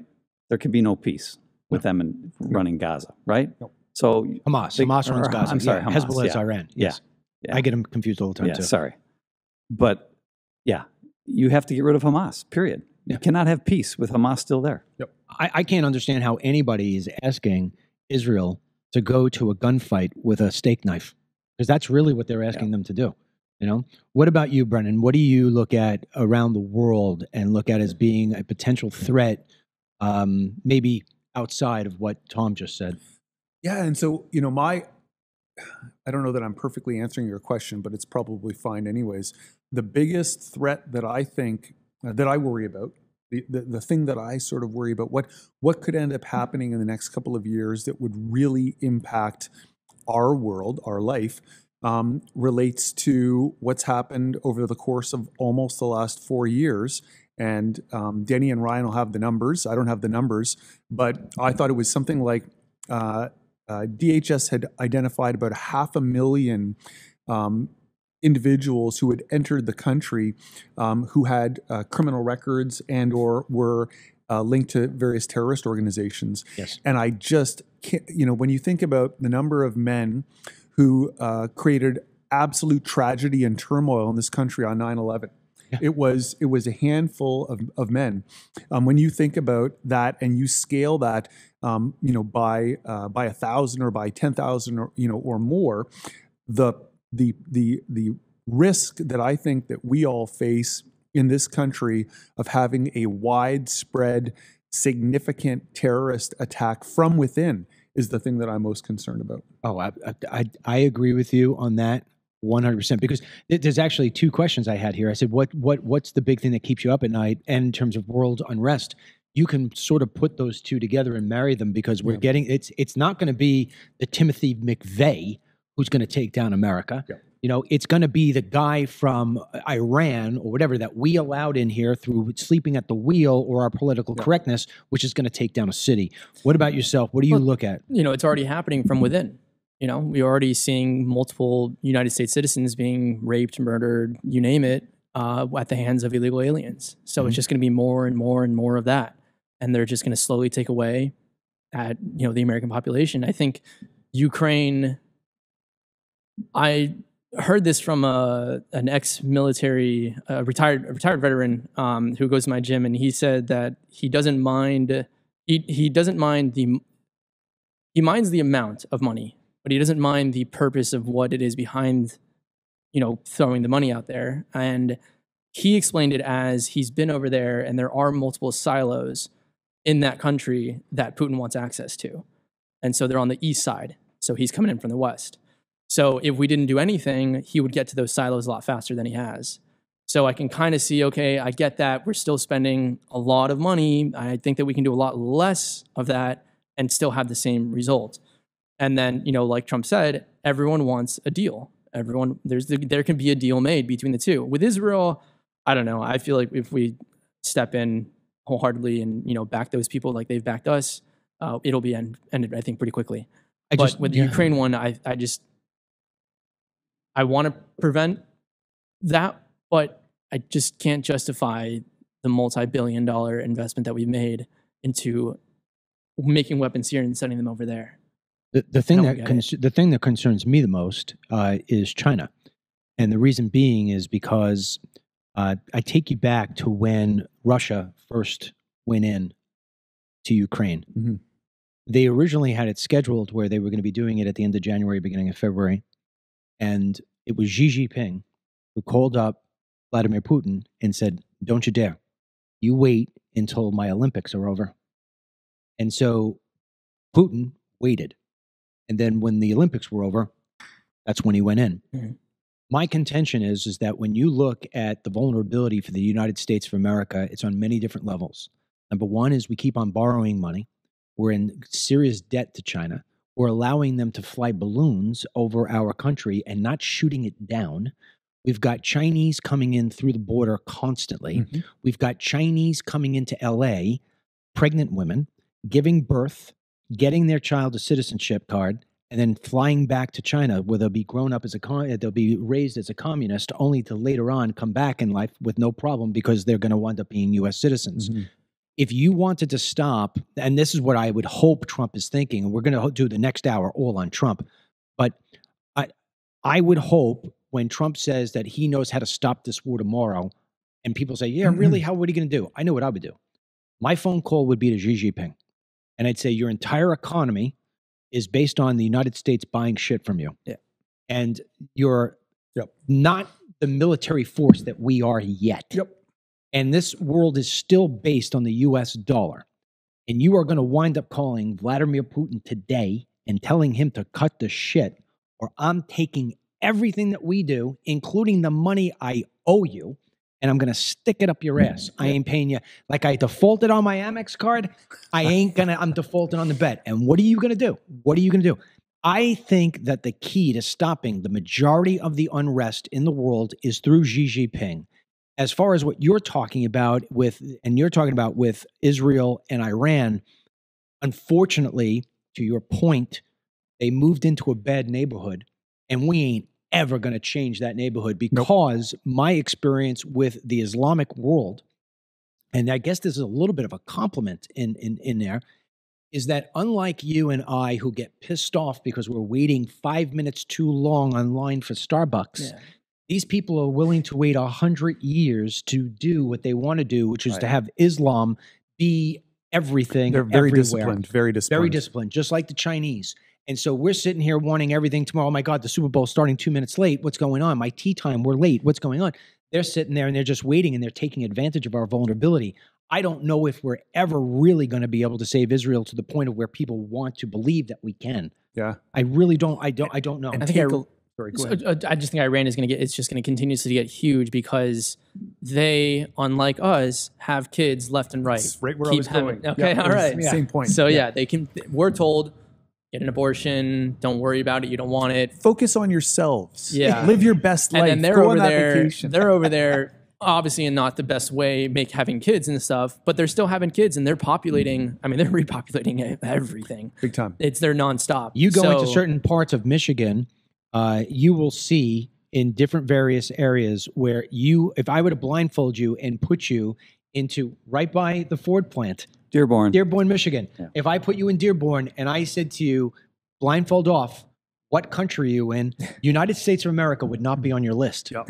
And so now you've got call to prayer in some of these places where the prayer, the Muslim prayer is going out. Yep. You got guys stopping in the middle of the day on their prayer rugs, praying to the west. It gets a little scary there. We're allowing them to come here and stick with their same religion that they came here with, and that's fine. But when it starts to infringe on American and American values, why are we still allowing it to happen? Yeah. Why aren't we telling? What is it called? Indoctrination versus. And so Bobby Jindal. Assimilation. Bobby Jindal. I think he was a Republican from Louisiana. He was the governor of Louisiana. Ran for president. And he famously said that immigration without integration is invasion. And you have to believe it. I mean, at some point you have to acknowledge that a nation is something more than simply an obligation to pay taxes to a particular government. It's about being a people. And that's, in my mind, one of the things that the media and the government have been trying to push is this idea of a globalist utopia, where there's no more war because we're all part of the same thing. And that forgets an incredibly important lesson that tribalism is real. And, I really see it when we go on our family vacations in the summer to Europe. And in fact, I was just in Ireland and I had an opportunity to witness it there. People in other countries are very proud of who they are, and they're very proud of their customs, and they're proud of their shared experiences. And you're not gonna beat that out of us. You're not gonna breed it out of us. That is an essential part of being human. And so I think that ultimately those efforts are gonna fail. It's the Tower of Babel. You know? I say here, what's the one thing that keeps you up at night in the United States?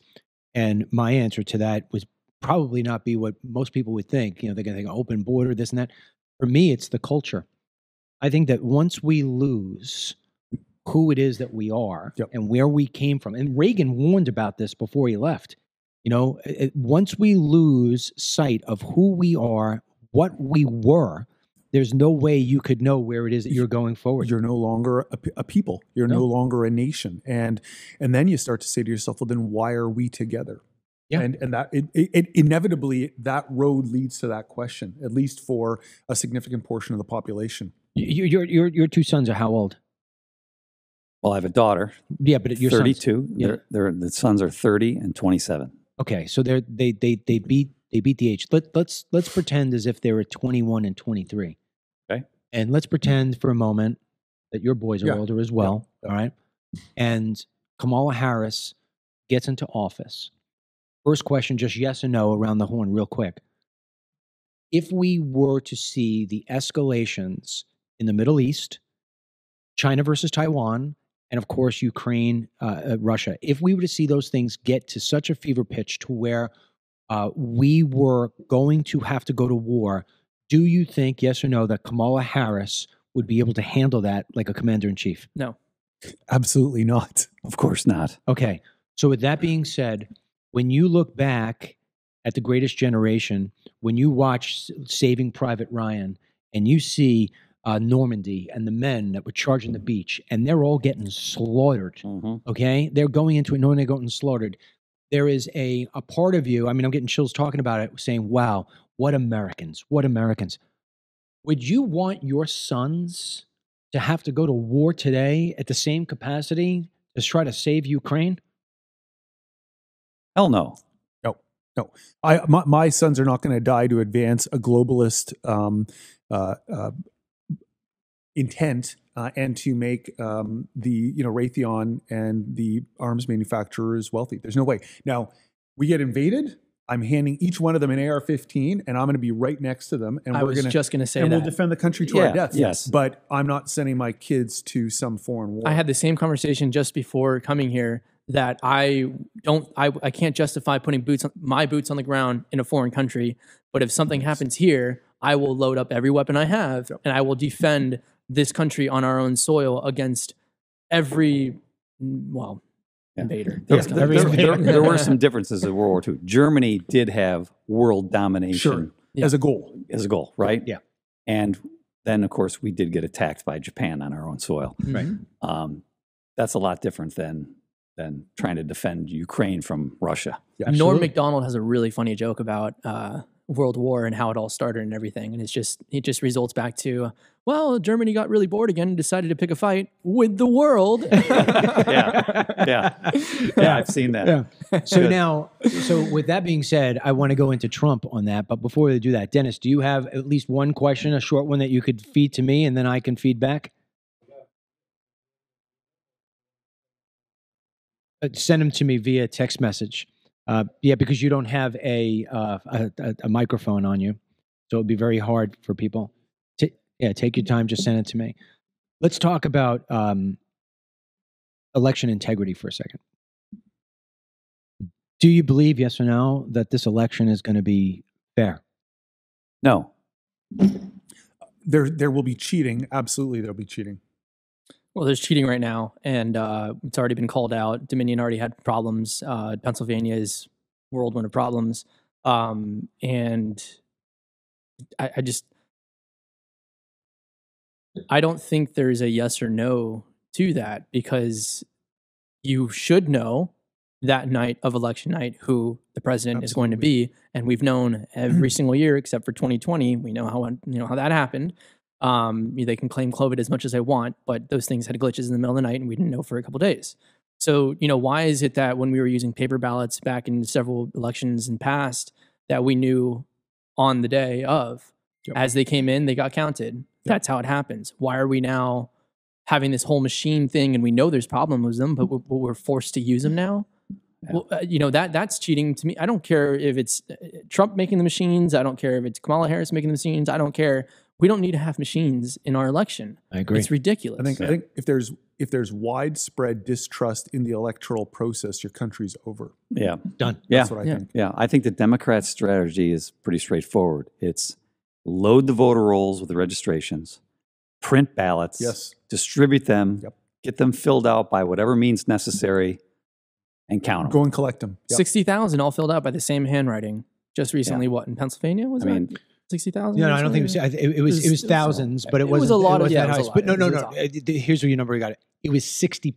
60%, and it was 2,800 ballots in a county were all from one single handwriting, and it was fraudulent, obviously. So none of you guys believe that the cheating is going to be curbed.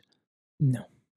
I think it's going to be curbed from 2020 because there are a number of states that are no longer doing the mass mail in ballot.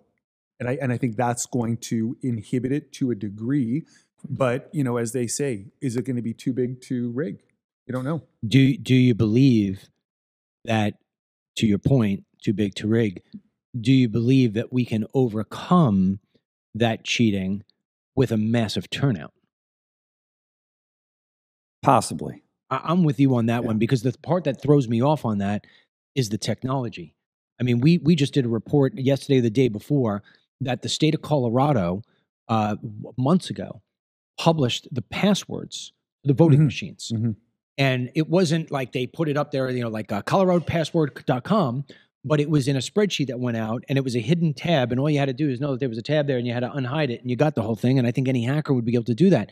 So now we have to scramble and wonder. We just had a Chinese guy from Michigan who's a student go in there, be able to vote. Non-citizen, goes home and says, I need to have that ballot back, please. And they're like, why? And they figure it out. And then to pour insult onto injury, they know he's an illegal voter, and they say the vote's going to still count. So to me, that's widespread cheating.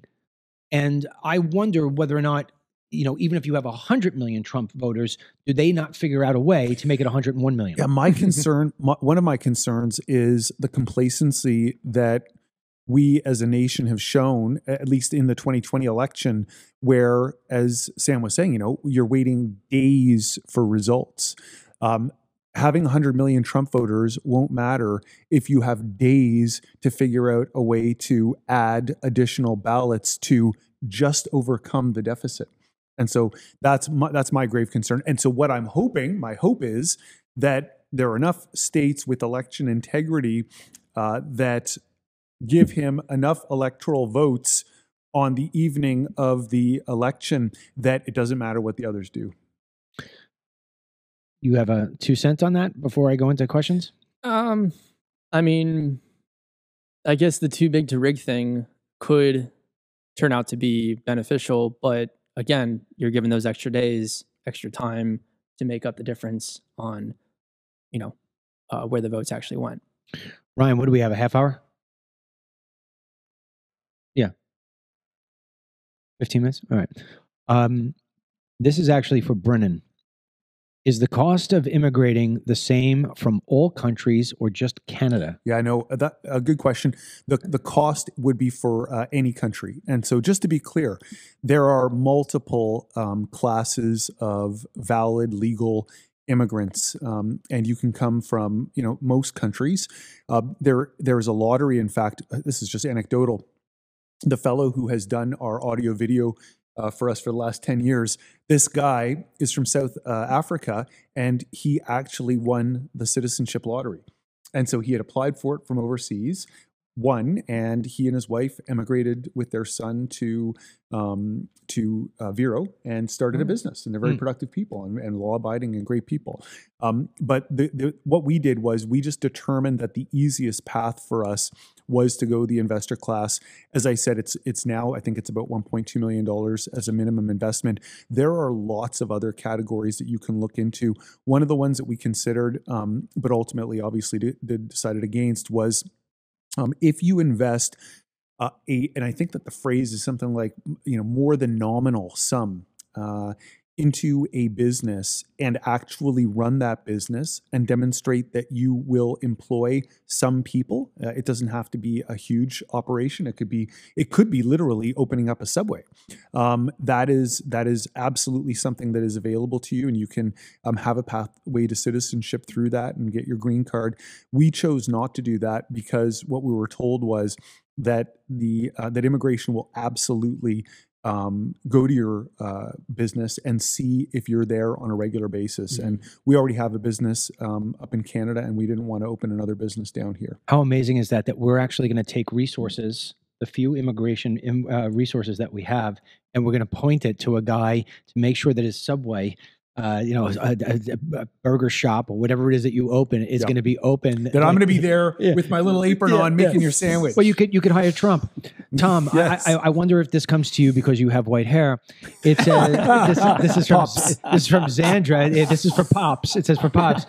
Do you think there will be a civil war if Trump doesn't win?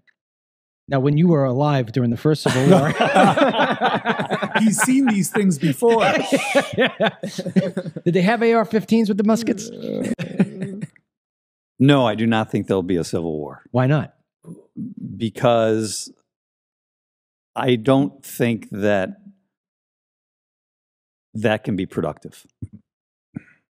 I don't think it happens because I don't think enough people have the balls. I think most Americans just want to be left alone. Yeah. So if she loses, or if he loses, they're just going to tuck away somewhere. I see if we continue to be a very divided nation and we become further divided, I don't think civil war is the answer. I think a return more so to states' rights. Oh yeah, Sure. Oh yeah. Might Okay. Decentralization. yes. Yes. Yep. Yeah. States' rights, as in like seceding too, like No, I just think that, of course, the federal government and the ruling class, particularly on the left, isn't going to want that. It's not. They're not going to relinquish their grip easily. But we've had a couple hundred years ago, states were more independent than they are today. Yep. We could have we could move further in that direction. okay. And I think we could be a happy country. It's an option. Another option, and we've already seen this during COVID when blue states would impose, draconian measures on its citizenry, Right. and red states were much more open and much more about individual liberty, and you make a decision what's safe for your family. We've seen increasingly a balkanization of the states, where we have people moving to states that tend to be populated by like-minded people, Right. and people in those states who don't feel that way moving out to other states. Right. And so I think I agree. I don't think a civil war certainly is not going to happen if Donald Trump isn't elected in this election cycle. People are too comfortable. People are too comfortable to risk that. However, I think that balkanization really is a possibility as people vote with their feet and they end up moving to places where there are like-minded people. And if that happens, then what you're talking about, I think, becomes very possible, where you see at least coalitions of states who say, hey, listen, federal government, we're changing the way we interact with you. We don't need 'em. We don't need you for this, Right. this, and this. We're going to deal with this at our level, and we're not paying taxes to you at this level. And I can see that happening over the course of time. It's kind of what Timmy Walz did when he invoked the military against his own citizens to keep them inside during COVID. It's ridiculous. Why would you? And Florida over here, I mean, I was working for the family business at that time down in Miami, and I went to work every single day. Yep. Whether you told me I was essential or not, I don't care. I'm going in and I'm going to go to the buildings. I'll put on my M95 mask if that's what you want, blah, blah, blah. But when I'm outside, I'm not going to wear one either. I didn't get the vaccine. I don't think anything can be made that quickly that, honestly. And when you see a state like Tim Walz invoke the military against their own people, you can see the power that he has and the power that he doesn't want to give up. Absolutely. There's a question here for you, Sam, and I don't know if you even know the answer to this, but somebody's asking, how does one qualify for Section 8 housing? I think you have to file for it, and you have to have like some type of either disability, you can't work for some reason, something like that. And it's a whole process that you have to go with your local government on. And it's funny. I want to bring that up. It's when you talk about that and how it is that somebody would come down to your subway and make sure that you're at work. The number one cost in the country, and although Chris Christie is by no means somebody I like a lot, he had a point and he was trying to emphasize it. And because it's not sexy, it never caught fire, but it should. The number one cost to taxpayers in this country are entitlements. And so you have people who are gaming the system constantly, especially with disability insurance. And I wonder, here it is, we're going to have a good immigrant who makes our society better, our economy stronger. He's going to open up a business, and they're going to spy on you to make sure that you're opening up that subway and have at least one employee. But I wonder how many people are sitting home right now with fraudulent claims for disability insurance, carrying just all of their expenses on our wallets, and nobody's checking into it whatsoever. There's no incentivization to get off of Section 8, but there's a complete incentivization to get on it and stay on it forever. You have 65 million people in this country, every month receiving welfare benefits, and you God, have and you have a third of the population receiving some form of benefit from government. That's not sustainable. I mean, it's just absolutely not sustainable. No, It's not, and that gets to our debt. Absolutely. We actually have a new entitlement. It's called interest on the national Exactly. debt. Oh my God. We're trending toward $1 trillion a year expense Yep. on the interest on our debt. More than the military. More than the military. It's about the same as Medicare right now. So there's another entitlement expense with no benefit at all. Well, now if Trump wins, how do you remedy that? What do you do? well, Do you- that's what I want to do for the rest of the time okay. that we're here together. I want to talk about Trump and about some of the things we talked about and go around. I mean, we all believe that there's going to be cheating, and I think maybe deep in our hearts we want to believe that he's going to be reelected. I see it where he can win. It's what should happen. It's what should happen. What's your confidence level, that Trump is going to be able to come into office and in 4 years reverse all the horrible things that we've talked about here today, reverse them back to where we can feel like we're back in the land of promise? Well, first of all, I don't think we can fix all of our wrongs in 4 years. I think it would take 3 or 4 presidential terms and Yeah. in Congress and so forth. Undo the 8 years of Hussein. Right, to undo a lot of things. But what I do think would be different if Trump wins this time versus the last time is, one, I think he will pick different and better people Oh, hope so. to be in his knows. cabinet. Hope so. He had some good people in his cabinet the And he first has time, some some. Fucking Okay. horror shows. Right. Tell us what you really think. Okay, it's a fucking. Are we gonna have Omarosa again? Second of all, are we getting Omarosa or Scaramucci? Second of all, from his first term, he now understands how slow the government moves on things. And I think if he's smart, he would act with a sense of urgency on a lot of these things. He's going to have to move quick.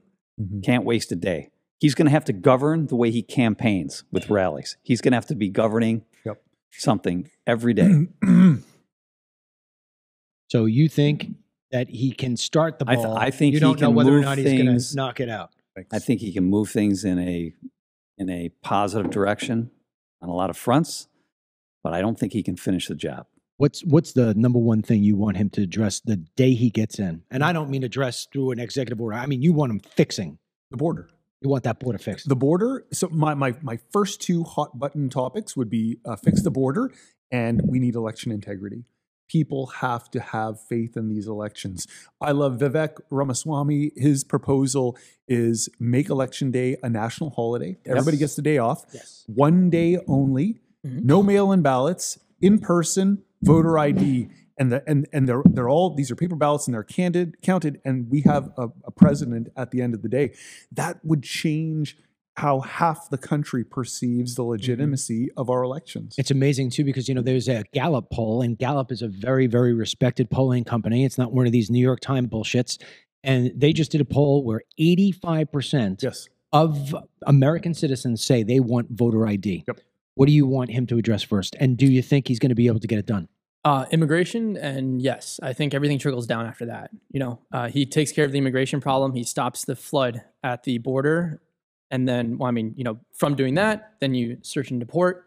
And then once we have that strain off of our economy and we're not giving money to everyone else but American citizens, specifically veterans who've actually fought for this country, and we're giving it to illegals right now, I think if you start with that, everything else will pretty much trickle down and, and just become beneficial just after that. I think if he's going to do 2 things, I don't know how he does either one of these 2. I'm not that smart when it comes to it. But number one is I think the biggest problem in our country is the media.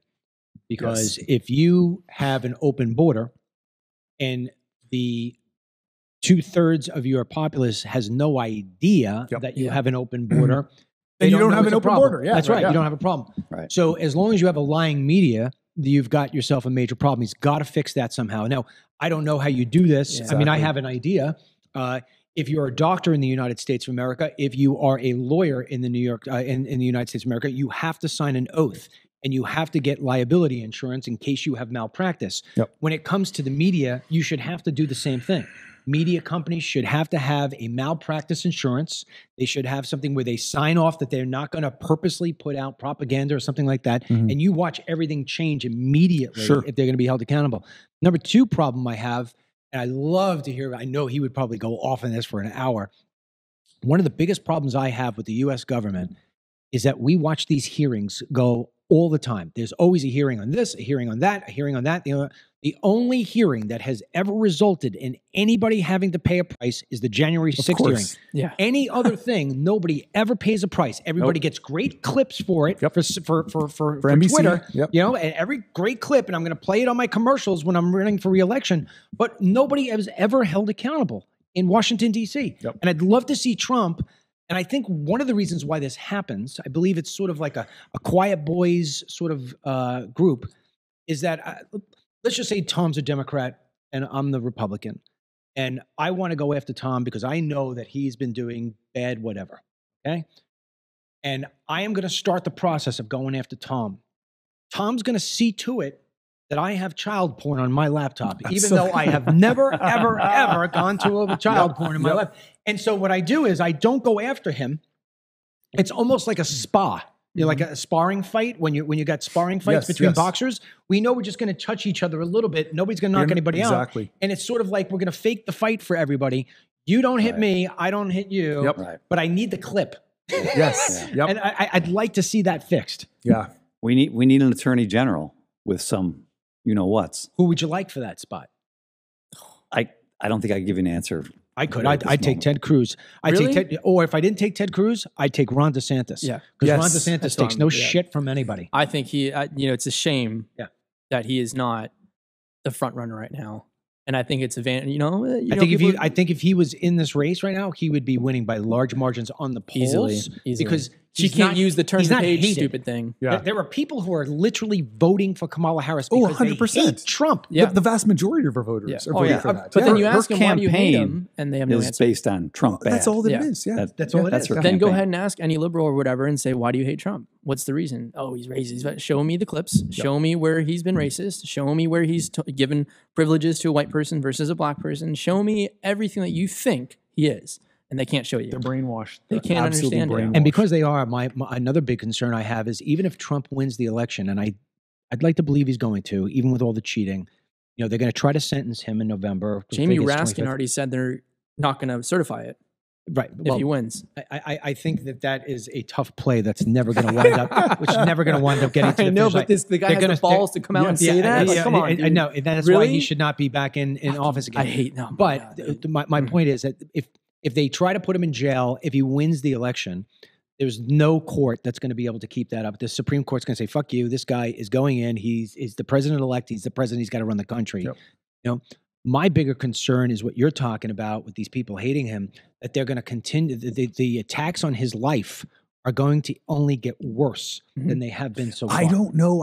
So my hope, and maybe I'm being too optimistic, is that JD Vance is an incredible insurance policy because I think so. people know that JD would be a brilliant administrator, and he would be that much more tough than Trump. Trump is the imagined bogeyman. Yeah. He's a big teddy bear that they've made out to be this racist, fascist dictator.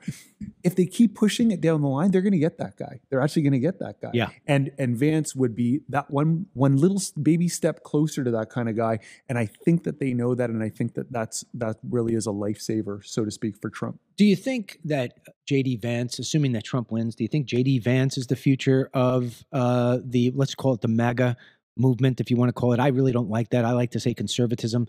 But I mean, do you think that JD Vance is the guy who's going to carry the torch? Do you think it's DeSantis? Is it somebody we haven't seen yet? Where do you think things go if indeed that Trump does win? Because ultimately he's only got one term. If he can finish through the term, not because of maybe a psychomaniac that shoots him, or he's older. No, he's older. I mean, what do you think about that? Well, I think JD Vance has done enough to put himself in the mix. Yeah, I in think that so, too. conversation, Yeah. but I'm not ready to anoint him as Right. Granted, 40 the years future. old, he's still But older. I love his youth. Yeah. I love his energy. I love how articulate and bright he is. Yep. Yeah. We really need more of that. Oh, Now, 4 years under Trump, though, he may get that experience, may get that knowledge, may get that, with the winning over attitude that you want to see from him. And I could see it from him. I mean, I watched a little bit of the Rogan podcast that he went on. It was impressive. And, the guy, I can go and grab a beer with him and enjoy a conversation for hours. And he could also negotiate a peace treaty. Yeah. And he's the way he presents yeah. himself, the way he talks and responds to issues. It's such a calming attitude. Sometimes Trump goes on a rant. Kamala, that person can't even answer the freaking question. But JD Vance can stick to it and give you examples as well. Yeah. And it's like, you see that and it's like, well, that looks presidential. Kamala doesn't look presidential. You can argue that Trump in a way doesn't really look that presidential because he's always all over the place, but you know that his core values are the same. He hasn't changed at all.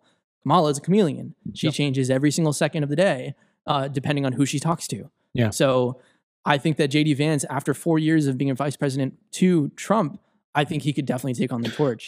Maybe I should, because if Trump does win, JD Vance is going to go uncontested. Nobody's going to go against JD Vance. I mean, he's going to get the nomination. It will You think so? I do. I don't think if Trump 4 years are fantastic and the economy's going well and wars have stopped and the border is secure, you think Vance is anointed?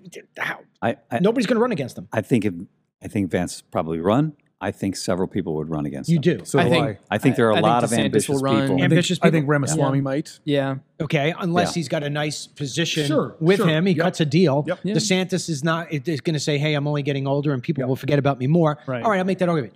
Maybe a better question, definitely a better question, and we'll 5 more minutes here.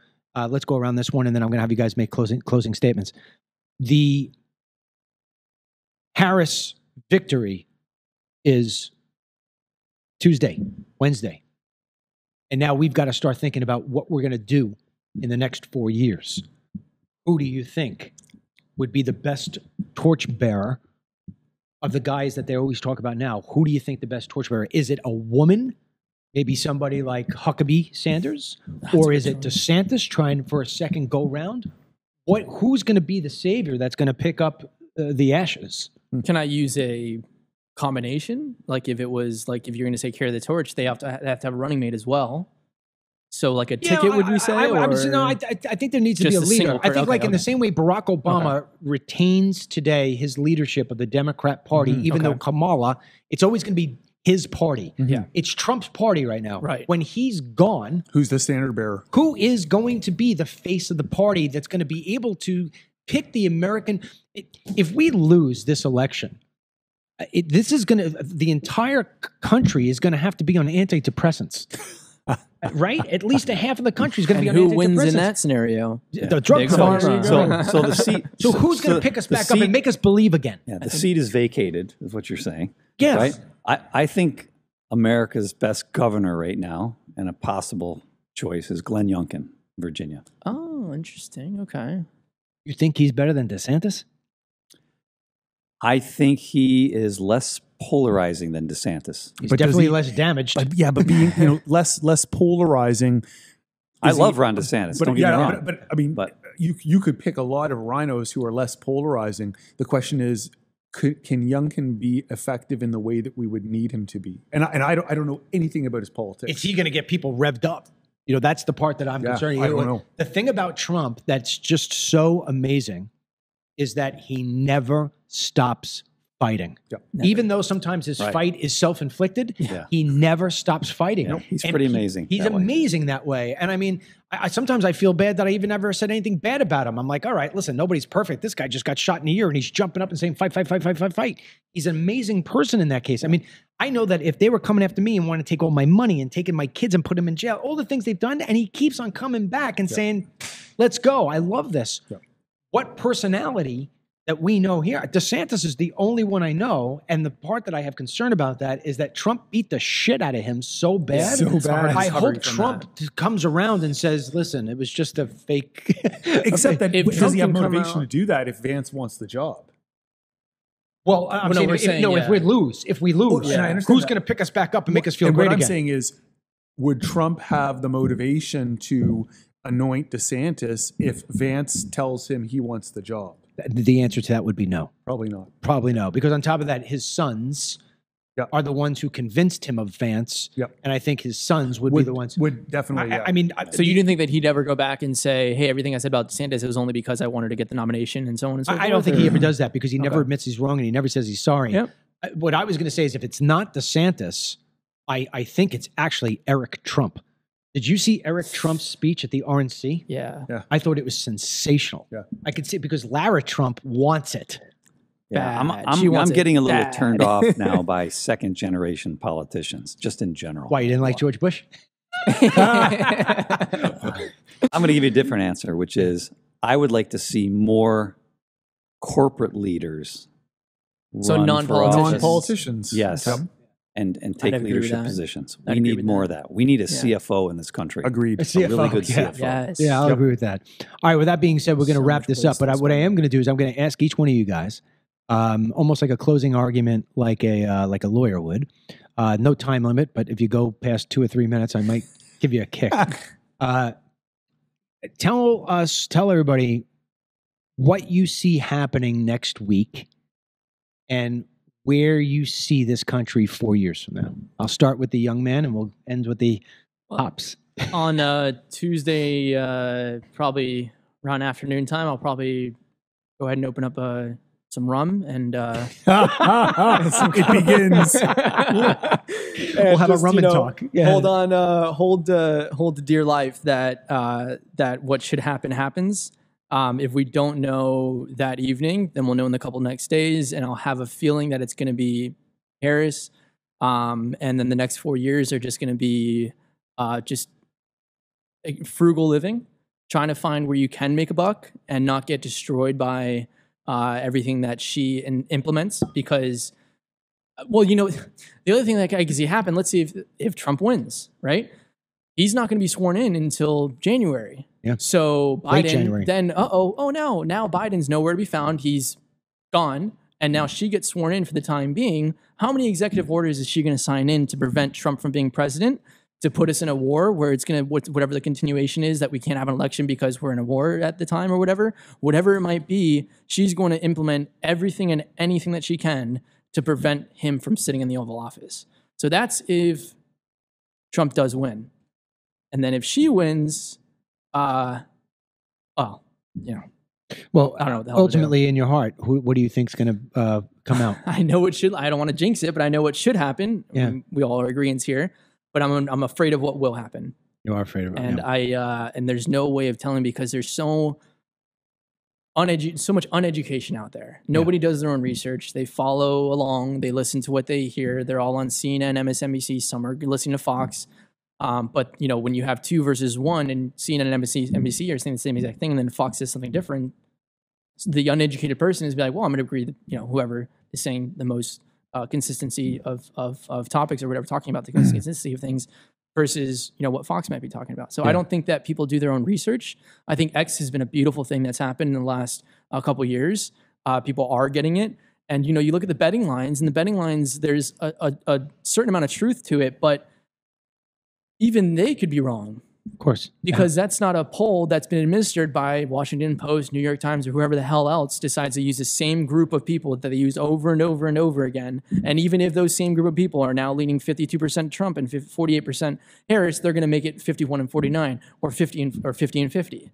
They're not going to actually tell us the full story. They never will. They never have. I don't think we'll ever get it until a Trump, Vance, DeSantis, someone who's not of the machine comes out and, you know, opens up the gates of everything. I want to know what happened with JFK. I want to know what happened with all these things.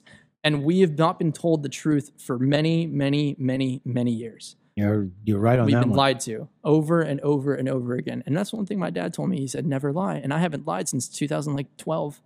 I just don't tell a lie. I maybe a little white lie, you know, to like surprise my just lied. fiance. It's like, no. Sorry, No, Dad. no, we're talking about, you know, white lies. Talk about how, you know. Wait, I've played golf with you. No, You've no. lied. Oh, please. This guy. Listen, just because you're not good at golf doesn't mean I lie on the course. All right, so Brennan, so where do you see things next week? Who wins? Who loses? How does it? Is it a nightmare? Whatever. And then you know, what does 4 years look like based on the winner? Yeah. And so What will I be doing on Tuesday night? It's a good question. I asked my wife last night. I said, what are we going to do? And I remember in 2016 we had recently moved to Florida, and we were invited to an election party. And I'd never been to one of these before, and we ended up going to one of the local bars, and we played drinking games and watched the returns come in. And I remember, again, being, a political newbie, but certainly a U.S. political newbie, not really following things. I was gobsmacked when I saw these returns coming back in, because I was told by the media that I still consumed that Donald Trump is a madman, that he's going to lead us into World War III, and there's no way anybody's voting for him.